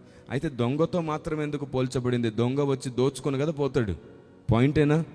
దోచుకొని పోతాడు కదా. అలాగే ఆయన రాకడ సంభవించినప్పుడు బుద్ధి లేని సంఘం ఏమీ మిగుల్చుకోకుండా తన కిరీటాలు పోగొట్టుకుంటుంది, తన మహిమ పోగొట్టుకుంటుంది, తన ఫలం పోగొట్టుకుంటుంది. దేవుని ప్రజ, ఈ చివరి రోజుల్లో పరిశుద్ధాత్మదేవుడు మీతో మాట్లాడుతున్నాడు. మీరు ఎప్పుడు ఏ గుండె ఆగిపోతుందో, ఎవరి ప్రాణం పోతుందో ఈ లోకంలో తెలియని అయోమయ స్థితిలో ఈ లోకం బ్రతుకుతుంది. కల్తీ ఆహారం తిని బ్రతుకుతున్నాం కదా. ప్రభువు పేరిట మిమ్మల్ని బ్రతిమాలుతున్నాను, పంతాలు పట్టింపులు మాని సంపూర్ణ శిష్యత్వాన్ని ధరించుకోండి. మీరు సరిగానే పరిగెత్తుచున్నారే. మిమ్మల్ని ఆటంకపరిచి గర్వము మీలో నింపిన వాడెవడు కాదా? రక్షణలోనికి వచ్చినప్పుడు ఎంత బాగున్నారు, విశ్వాసంలో సత్యంలో ఉన్నప్పుడు ఎంత బాగున్నారు, వాక్యంలో ఉన్నప్పుడు ఎంత బాగున్నారు, మీరు దేవునిలో ప్రార్థించినప్పుడు ఎంత బాగున్నారు. ఇప్పుడెందుకు ఇలా మారిపోయారు? కారణం ఏమిటి? నీకు ఆలోచన చెప్పిన వారెవరు? నీ మనసును చెరుపుతున్న వారెవరు? నిన్ను పొగడతల కోసం ప్రేరేపిస్తున్న వారెవరు? వారికంటే నువ్వు గొప్పగా ఉండాలి, నీకు రావాల్సింది ఏది నీకు రావట్లేదని నిన్ను బలపరిచి కావాలని నిన్ను పడగొడుతుంది ఎవరు? సాతాను. నా ప్రభు ఎప్పుడు వివాదాలకు కారకుడు కాడు. నా ప్రభువు నువ్వు ఎంత తగ్గించుకుంటే అంతగా నిన్ను హెచ్చించడానికి వ్యూహాన్ని రచిస్తాడు. నువ్వు ఎంత తగ్గించుకుంటే అంత గొప్పగా నిన్ను చేయడానికి ఆయన మనసులో బాధ్యత వహిస్తాడు. దేవుని ప్రజ, పరిశుద్ధాత్మ దేవుని స్వరం విను. రాకడ వచ్చేస్తుందని భయంతో కొందరు అంటారు, రేపే వస్తాడేమోనండి అని. ఎప్పటికీ అలా జరగదు. ఆయన రేపు రాడు, ఎల్లుండి రాడు, సంవత్సరానికి కూడా రాడు. ఎందుకంటే ఆయన రావడానికి ముందు సంఘం సిద్ధపడాలి. ఆయన రావడానికి ముందు లేఖనములు నెరవేరిపోవాలి. ఆయన రావడానికి ముందు ప్రపంచ క్రైస్తవ్యం అంతటా కూడా దేవుని కార్యములు నెరవేరిపోతాయి. ఆయన రావడానికి ముందు సువార్త సకల జనులకు ప్రకటింపబడుతుంది. ఆయన రావడానికి ముందు సర్వసత్యం ప్రతి ప్రజకు అందుపుతుంది. ప్రతి వ్యక్తికి సత్యం ప్రకటించబడి పరిచయం చేయబడుతుంది సంఘాలలో. ఈ విధంగా సంఘం సిద్ధపడకుండా ముడత మచ్చ కలంకాలతో ఉన్న సంఘం కోసం ఆయన రేపు వచ్చేస్తాడా? పొరపాటుకు వచ్చాడంటే 90% ఇక్కడే ఉండిపోతాం. పొరపాటుకు వస్తే 90% ఇక్కడే ఉండిపోతాం. కాబట్టి దేవుని ప్రజ, ఆయన రేపు వస్తాడో ఎల్లుండి వస్తాడో అనే భయం కాదు, రేపు నువ్వు ఉంటావో లేదో అనే భయం ఈరోజు ప్రారంభించు. ఈ రోజు నుంచే జాగ్రత్తగా బతకడం ప్రారంభించు. Praise the lord. కొందరు ఆయన రాకడొస్తుందని భయపడి బాప్తిస్మాలు తీసుకునే వాళ్ళని చూస్తున్నాను నేను. మీరు రాకడకు భయపడి బాప్తిసం తీసుకోవడం కాదు. ఆయనే రక్షకుడు, ఆయనే సృష్టికర్త, ఆయనే పాప విమోచకుడు, ఆయనే మన నాథుడు, మన రాజు, ఆయనే అని నమ్మి ఆయన యందు విశ్వాసం ఉంచుటకు నమ్మి బాప్తిసం తీసుకోండి. మళ్ళీ చెప్తున్నాను, రాకడొచ్చే వరకు మనం బ్రతుకుతామో లేదో తెలియదు. కాబట్టి ఈ రోజు నుంచే మన రక్షణను భయముతో వణుకుతో కొనసాగించుకుందుము. దేవునికి స్తోత్రం. కాబట్టి రాకడను గూర్చి దేవుడు మాట్లాడాలనుకుని సేవకుని నోటి పలికించాడని నేను నమ్మాను ప్రార్థనలో. అందుకే ఈ ఒక్క మాట రాకడ గురించి కూడా మీకు అందించాను. ఇక 3వ భాగంలోనికి ప్రవేశిస్తున్నాను. ప్రశ్నతో ఒక నియమం మీకు పరిచయం చేస్తాను. ప్రశ్నతో ఒక మర్మం మీకు పరిచయం చేస్తాను ఈ సభలో. మీరు చెప్పండి, మీరు శారా పిల్లలు అవుతారా, అబ్రహాము పిల్లలు అవుతారా అని అడిగితే మీరు ఎవరిని ఎంపిక చేసుకుంటారు? హలో, మళ్ళీ అడుగుతాను, పొరపాటుగా హిందీలో మాట్లాడేసినట్టున తెలుగులో చెప్తాను ఈసారి. మీరు శారా పిల్లలు అవుతారా, అబ్రహాము పిల్లలు అవుతారంటే మీరు ఎవరిని ఎంపిక చేసుకుంటారు? ఎవరి పిల్లలు అవుతారు? అరే, సండే స్కూల్ పిల్లలు మాట్లాడుతున్నారు. పెద్దలు మీరేమిటి? ఊర్లో గొడవ పడేటప్పుడు, గట్టిగా అరిసేటప్పుడు, వాళ్ళ మీద వీళ్ళ మీద పోట్లాడేటప్పుడు నోరు పెద్దగా వచ్చేస్తుంది. వాక్యం అడిగినప్పుడు ఎందుకు రావట్లేదు? మళ్ళీ అడుగుతున్నాను, అబ్రహాము పిల్లలా, శారా పిల్లలా? అబ్రహాం పిల్లలా? అయితే ఒక వచనం చదువుకుందాం. చూడండి, పేతురు పత్రిక మొదటి పత్రిక 3వ అధ్యాయము 6వ వచనం చూడండి. పేతురు పత్రిక మొదటి పత్రిక 3వ అధ్యాయము 6వ వచనం చదువుతున్నారు. అందరూ వింటారు ఒకసారి. ఆ ప్రకారము శారా అబ్రహామును యజమానుడని పిలుచుచు అతనికి లోబడి ఉండెను. మీరును యోగ్యముగా నడుచుకొనుచు ఏ భయమునకు బెదరక ఉన్న ఎడల ఆమెకు పిల్లలగుదురు. ఇప్పుడు చెప్పండి, యోగ్యముగా నడుచుకొని ఏ భయమునకు బెదరని వారు ఆమె పిల్లలు అవుతారంట. ఇప్పుడు చెప్పండి, మీరు అబ్రహాము పిల్లలు అవుతారా, శారా పిల్లలు అవుతారా? మీరు ఎవరి పిల్లలు అవుతారమ్మా? మార్చేశారా? శారా పిల్లలా? అయితే ఒకసారి గలతీ పత్రికలోకి రండి. 3వ అధ్యాయం 7వ వచనం. గలతీ పత్రిక 3వ అధ్యాయం 7వ వచనం. లేఖనాలు చూడండి ఎంత మధురంగా ఉంటాయో. అర్థమవుతున్న కొలది హృదయంలో ఆనందం పుడుతుంది. కాబట్టి విశ్వాస సంబంధులే అబ్రహాము కుమారులని మీరు తెలుసుకునుడి. ఏమిటంట? ఇప్పుడు చెప్పండి, మీరు శారా పిల్లలు అవుతారా, అబ్రహాము పిల్లలు అవుతారా?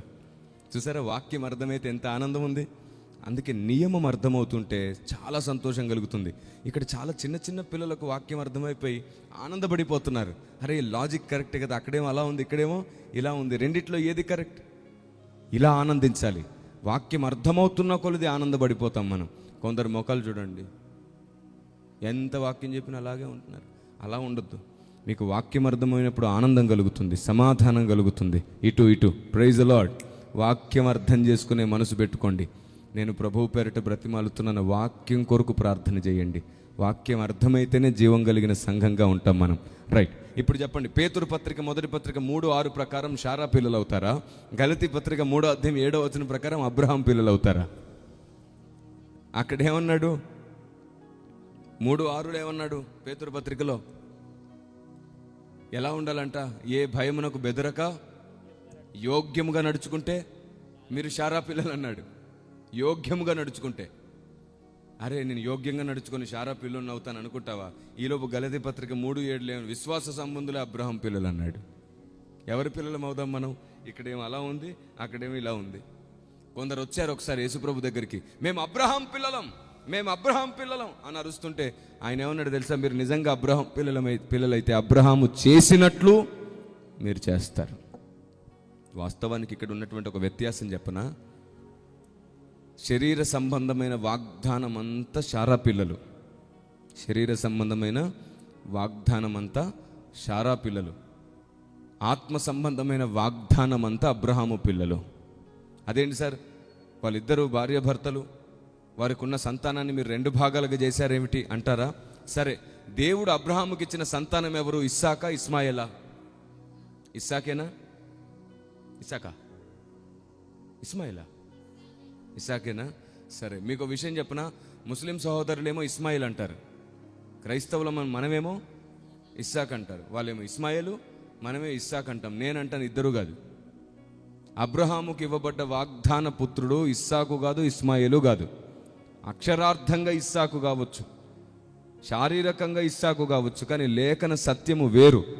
గలతీ పత్రిక 3:16 చూడండి. 3:16 అబ్రహామునకును అతని సంతానములకును వాగ్దానములు చేయబడెను. అబ్రహామునకును అతని సంతానములకును వాగ్దానములు చేయబడెను. ఆయన అనేకులను గూర్చి అన్నట్టు సంతానములకును అని చెప్పక, ఆయన అనేకులను గూర్చి అన్నట్లు సంతానములకును అని చెప్పక ఒకను గూర్చి అన్నట్టే నీ సంతానమునకును అనెను. దేవునికి స్తోత్రం. ఆ సంతానము క్రీస్తు. ఆ సంతానము క్రీస్తు. Praise the lord. ఇప్పుడు అబ్రహాముకు వాగ్దానం చేయబడ్డ సంతానం ఎవరు? ఇస్సాకా, ఇస్మాయిలా? క్రీస్తు. ఇప్పుడు అబ్రహాం పిల్లలు అవ్వాలంటే ఎవరిలో ఉండాలి? మనం క్రీస్తులో ఉండాలి. ఇప్పుడు ముస్లిం సహోదరులు కూడా అబ్రహాం పిల్లలు అవ్వాలంటే ఎవరిలో ఉండాలి? క్రీస్తులో ఉండాలి. మనం కూడా అబ్రహాం పిల్లలు అంటే ఎవరిలో ఉండాలి? కాబట్టి విశ్వాసము వలన మనం అబ్రహాము పిల్లలం అవుతున్నామంటే క్రీస్తును నమ్ముట వలన. క్రీస్తులో ఉంటే మనం అబ్రహాం పిల్లలం అవుతున్నాం. అయితే శారీరక సంబంధమైన వాగ్దానమేమో శారా సంతానం, విశ్వాస సంబంధమైన సంతానం అంతా కూడా అబ్రహాము సంతానం. ఇప్పుడు నిజమైన అబ్రహాము స్వాస్థ్యము పరలోకంలో ఎవరు పొందబోతున్నాం? క్రీస్తునందున్న మనమే అబ్రహాము స్వాస్థ్యాన్ని పొందబోతున్నాం పరలోక రాజ్యంలో. దేవునికి స్తుతి కలుగును గాక. మెట్టుకొక మాట చెప్పనా? అబ్రహాము కాలంలోనే సువార్త ప్రకటించబడింది.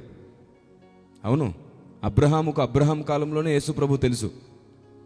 ఏం మాట్లాడుతున్నారు సార్? అప్పుడే సువార్త ఏమిటి? యేసుప్రభు సిలువ కదా నిజమైన సువార్త. మరి అబ్రహాం కాలంలో సువార్త ఏమిటి? అయితే అదే గలతీ పత్రిక చూడండి, 1వ అధ్యాయం 8వ వచనం, 3వ అధ్యాయం 8వ వచనం. గలతీ పత్రిక 3వ అధ్యాయం 8వ వచనం. దేవుడు విశ్వాస మూలముగా అన్యజనులను నీతిమంతులుగా తీర్చునని లేఖనం ముందుగా చూచి నీయందు అన్యజనులందరూ ఆశీర్వదింపబడుదురని అబ్రహామునకు సువార్తను ముందుగా ప్రకటించెను. ఏం ప్రకటించెను? అబ్రహాముకు సువార్త ముందే ప్రకటించబడింది. అబ్రహాముకు కుమారుడు ముందే తెలుసు.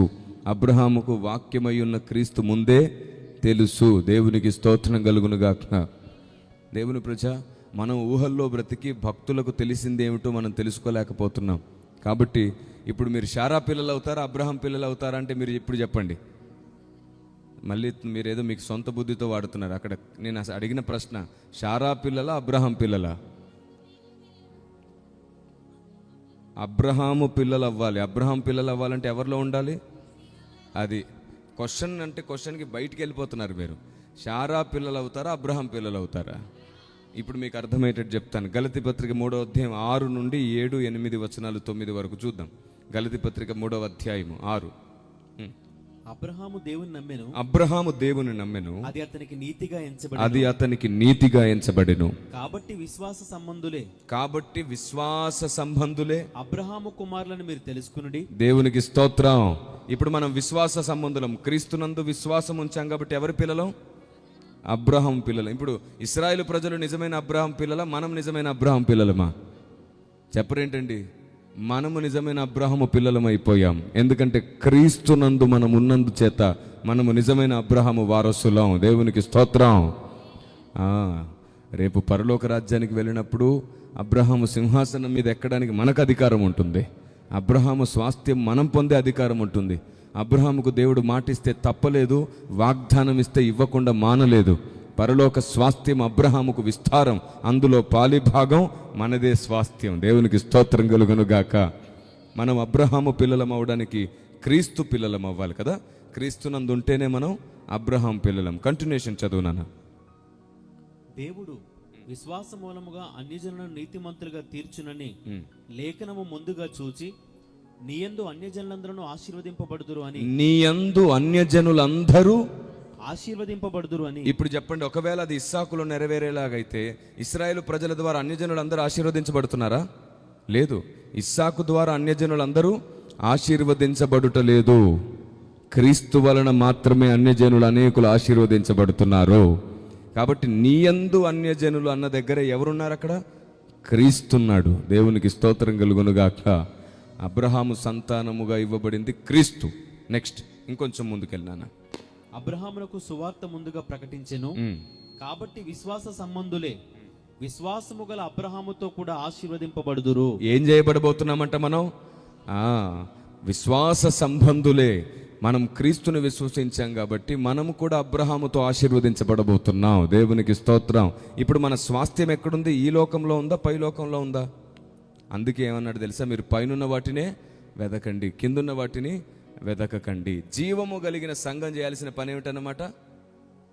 పైనున్న వాటిని వెదికే వాళ్ళు అవ్వాలి. కిందున్న వాటిని వెతికేవారు జీవం కలిగిన సంఘముగా మారలేరు. కాబట్టి దేవుని ప్రజ, ఈ గంట 20 నిమిషాలు పరిశుద్ధాత్మదేవుడు మీతో విస్తారమైన సంగతులు మాట్లాడాడు. ఇప్పుడు దాదాపుగా గంట 20 నిమిషాలు మాట్లాడుకునే కృప దేవుడు మనకిచ్చాడు. రేపటి రోజు కూడా నేను మీ మధ్యలో ఉండబోతున్నాను. రేపటి రోజు ఇంకొంచెం త్వరగా రండి, కొంచెం త్వరగా మాట్లాడుకుందాం. 11 అవ్వగానే దూరం నుంచి వచ్చిన వాళ్ళు, బైక్ మీద వెళ్ళాల్సిన వాళ్ళు, ఆటోల మీద వెళ్ళాల్సిన వాళ్ళు, చిన్నపిల్లల్ని తీసుకొచ్చిన వాళ్ళు, వృద్ధాప్యంలో ఉన్నవారు ఇప్పుడు వెళ్ళిపోతే బాగుండు అని సందేశం వినడానికి బదులు ఆతృత ఎక్కువ అయ్యే ప్రమాదం ఉంటుంది. కాబట్టి రేపు మీరు కొంచెం త్వరగా రండి. మీ బంధుమిత్రులు, స్నేహితులు, మీ ఇరుగు పొరుగు, మీ తోటి వారిని తీసుకుని రండి. మునుపెప్పుడు మీరు వినని ఉన్నతమైన సంగతులతో రేపు దేవుడు మనల్ని దర్శించునుగాక. ఆమేన్. ఈరోజు వేదికకు ఉన్నటువంటి ఆ టైటిల్కి మనం పూర్తి న్యాయం చేయడానికి మాట్లాడుకున్నాం. ఇప్పుడు చెప్పండి, జీవం కలిగిన సంఘం ఏమేం చేయాలి? ఈ సందేశం లైవ్లో ఈ ఛానల్లో ఉంది కాబట్టి మీరు మరలా ఇంకొకసారి సందేశం మొత్తం రేపటి ఉదయం సాధ్యమైతే వినండి. ప్రతి మాటను ఒకసారి నోట్ చేసుకోండి. మీ జీవితాల్లో నెరవేర్చుకోవలసిన వాటి కొరకు ఆత్మదేవుని సహాయం తీసుకోండి. నేను చెప్తున్నాను, లేఖనం నెరవేర్చేవారు తప్పిపోరు, లేఖనం నెరవేర్చేవారే ఈ లోకాన్ని గెలుస్తారు. మీరు గెలిచిన వారైతే, మీరు జయించిన వారైతే మీతో కలిసి ఆయన సింహాసనం ఎక్కబోతున్నాడు. ఆమేన్. అలాంటి ఉన్నతమైన భక్తులు మీరు కొనసాగాలంటే ఇలాంటి నియమాలు, ఇలాంటి సూత్రము, ఇలాంటి జ్ఞానము మీరు తెలుసుకోవాలి. ఇదిగో నేను దాదాపుగా కొన్ని పుస్తకాలు మీ కొరకు సిద్ధపరిచాం. 20 పుస్తకాలు రాసే కృపను దేవుడు నాకు ఇచ్చాడు. దాదాపుగా 612 గ్రంథాల మీద పరిశోధన చేసి ఈ పుస్తకాలు రాశాను. ఇదిగో ఇక్కడ మీకు కనబడుతున్న ఈ 4 పుస్తకాలు కూడా ఆదికాండం 1వ అధ్యాయం కోసం రాసిన పుస్తకాలే. ఒకే అధ్యాయం మీద 700 పేజీలు ముద్ర వేశాం. ఆ 700 పేజీలను 6 పుస్తకాలుగా విభజించాం. ఇంకో 2 పుస్తకాలు ప్రింట్ అవుతూ ఉన్నాయి. అంతలో మీ మధ్యలో ఈ 4 పుస్తకాలు అందుబాటులో ఉన్నాయి. 4 వాల్యూమ్స్. ఈ ఒక్క పుస్తకం 3 వచనాల కోసం రాసిన పుస్తకం ఇది. ఇలా ఎంతో జ్ఞానము, ఎంతో రహస్యము, ఎంతో మర్మము ఈ పుస్తకాల్లో మీకు దాచబడి ఉంది. ఒకే అధ్యాయం కోసం 4 పుస్తకాలు మీ కొరకు సిద్ధంగా ఉన్నాయి. కాబట్టి బైబిల్ గ్రంథంలో ఉన్న దేవుడు దాచిన ఉన్నతమైన జ్ఞానాన్ని తప్పకుండా సంపాదించుకునే ప్రయత్నం చేయండి. అంత మాత్రమే కాదు, లోకం మనల్ని అనేక ప్రశ్నలు అడుగుతుంది. క్రైస్తవుడు ప్రసాదం ఎందుకు తినడు, కొబ్బరికాయ ఎందుకు కొట్టడు, హారతి ఎందుకు ఇవ్వడు, అగరత్తులు ఎందుకు వెలిగించడు, తోరణాలు ఎందుకు కట్టడు, బొట్టెందుకు పెట్టడు, క్రైస్తవుడు అదెందుకు చేయడు, ఇదెందుకు చేయడని ఎన్నో అడుగుతున్నప్పుడు మనం చెప్పే మాట వారికి బాధ కలిగిస్తుంది, కానీ వారికి అర్థం కాలేదు. ఈ పుస్తకంలో 600 ప్రశ్నలకు జవాబులు ఉన్నాయి. ఈ పుస్తకంలో 600 ప్రశ్నలకు జవాబులు ఉన్నాయి. కాబట్టి దేవుని ప్రజ, ఈ పుస్తకాన్ని సంపాదించుకోండి. ఇరుగు పొరుగు, బంధుమిత్రులు, స్నేహితులు, మీరు పనిచేసే చోట మీ కొలీగ్స్ అడిగే ప్రశ్నలకు కూడా మీరు తిరుగులేని జవాబు చెప్పగలుగుతారు.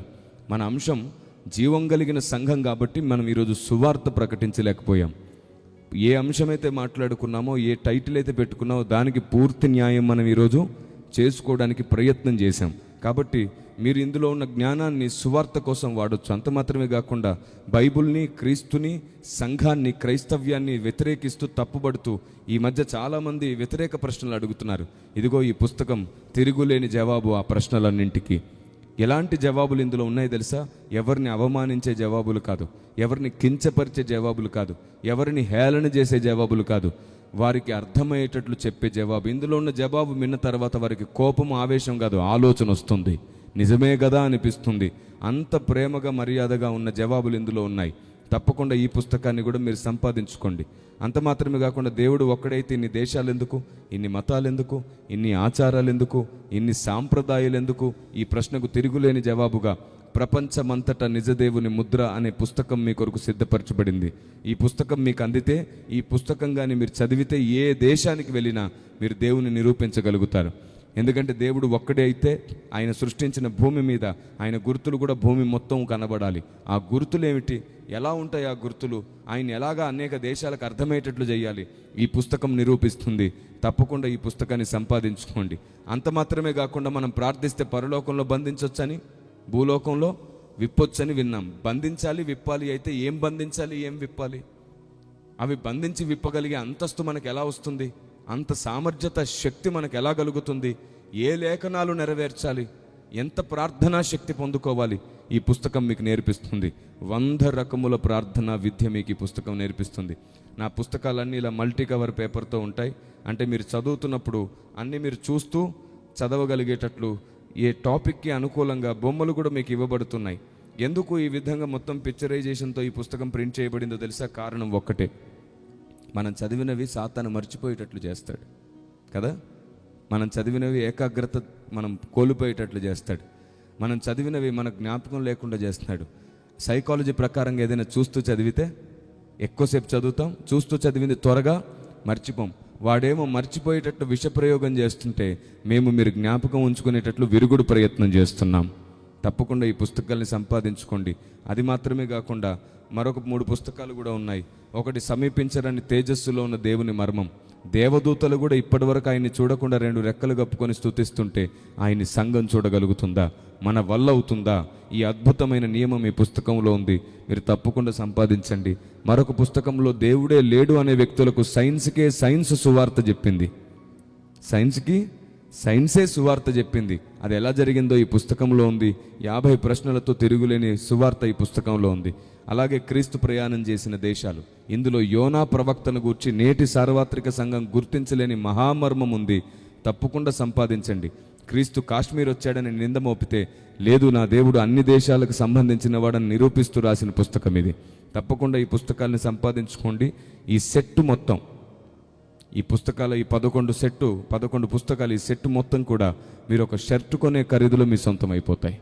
లేదా మీరు ఒక చీర కొనే ఖరీదులో ఇది మొత్తం మీ సొంతం అయిపోతాయి. కానీ ఇందులో ఉన్న జ్ఞానానికి మీరు ఎప్పటికీ రుణం తీర్చలేరు. అంత ఉన్నతమైన ఆలోచన విధానం మీ కొరకు సిద్ధపరచబడి మీ ముందుకు వచ్చింది.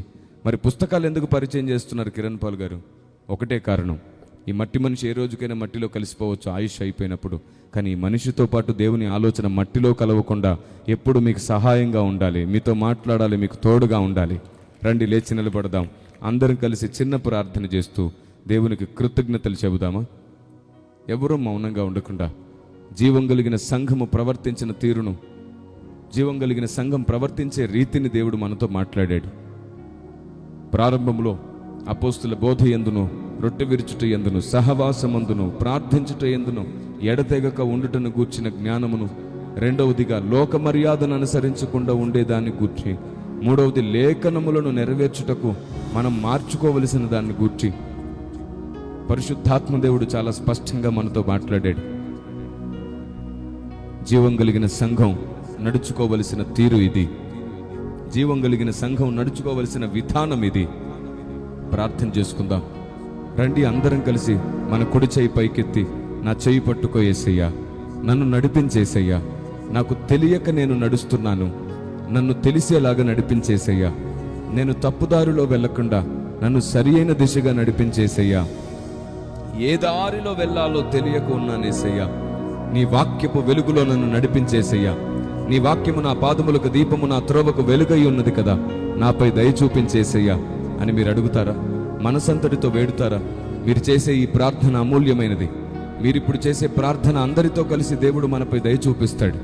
వ్యక్తిగతంగా నీ ప్రార్థన నీకు దోషాలు అడ్డు రావచ్చు, కానీ అందరితో కలిసి ఉన్నప్పుడు నువ్వు చేసే ప్రార్థన వలన దేవుడు అందరికీ సమానమైన కృపనిస్తాడు. ఇంతమంది సేవకులు, భక్తులు ఉంటుండగా, ఇంతమంది విశ్వాసులు ఉంటుండగా మనం కృప పొందుతాం, దయ పొందుతాం. అడుగుదాం, ప్రభువా నా తప్పిదాలను క్షమించు, ప్రభువా నేను నా నోటిని వాడి తప్పు చేశాను, క్షమించు. నా స్వబుద్ధిని వాడని నాకు తెలియకుండానే దేవా నన్ను క్షమించు. ప్రభువా నా వలన నీ చిత్తానికి వేరుగా, నీ నియమానికి వేరుగా నేను జరిగించిన దాన్ని బట్టి నన్ను క్షమించు. ఇలా ఒక్కొక్కటి దేవుని దగ్గర ఒప్పుకుంటే మన జీవితంలో నూతన క్రియ ప్రారంభమైపోతుంది. అవును, అడుగుదాం. పరిశుద్ధాత్మదేవా మాకు సహాయం చేయండి. అందరికీ అర్థమయ్యేటట్లు మీరు దిగివచ్చి మాట్లాడినందుకు వందనాలు. చిన్న పిల్లలకు కూడా నీ సందేశం అర్థమయ్యేటట్లు చేసినందుకు వందనాలు.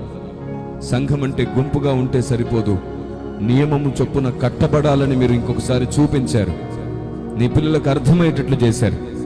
ప్రభువా నీ లేఖనములను పరిశీలించి పరిశోధించుటకు మీరు సహాయం చేశారు. అబ్రహాము పిల్లలుగా మారుట, అబ్రహాము స్వాస్థ్యము పొందుట అంటే ఏమిటో ముగింపులో మీరు ప్రకటించారు. మా దేవా నిన్ను బ్రతిమాలుతున్నాను, మేము జీవము గల సంఘముగా మారుట నీ చిత్తమై మమ్మల్ని నడిపించండి. మా స్వబుద్ధిని సమాధి చెయ్యండి, మాపై దయ చూపించండి. ఎంతటి మహాభక్తులైనా అనేక సార్లు నీ నియమాన్ని మీరారు, కానీ వారు పశ్చాత్తాపడినప్పుడు నీ దయగలిగిన హస్తంతో మీరు చాపారు కదా. సువార్తికులు, సంఘ కాపరులు, బోధకులు, అపోస్తలులు, ప్రవక్తలు అందరూ నీ నియమము చొప్పున తల వంచి నడవవలసిన వారే కదా. మా దేవా మా చేయి పట్టుకొని నడిపించండి. నీ మార్గమును మాకు స్పష్టంగా బోధించండి. నీ ఉపదేశమును అనుసరించే వరము మాకు ఇవ్వండి తండ్రి. మాపై దయ చూపించండి. ప్రార్థన చేసుకుందాం. అందరూ అలాగే ఏకీభవించండి. సేవకులలో ఒకరు మన కోసం ప్రార్థిస్తారు, ఏకీభవించండి. సేవకులలో ఒకరు మన కోసం ప్రార్థిస్తారు, ఏకీభవించండి. ఈ ముగింపు ప్రార్థనలో మీ మనసుని ప్రార్థన వైపు, క్రీస్తు వైపు స్థిరపరచండి. ప్రార్థన చేసుకుందాం.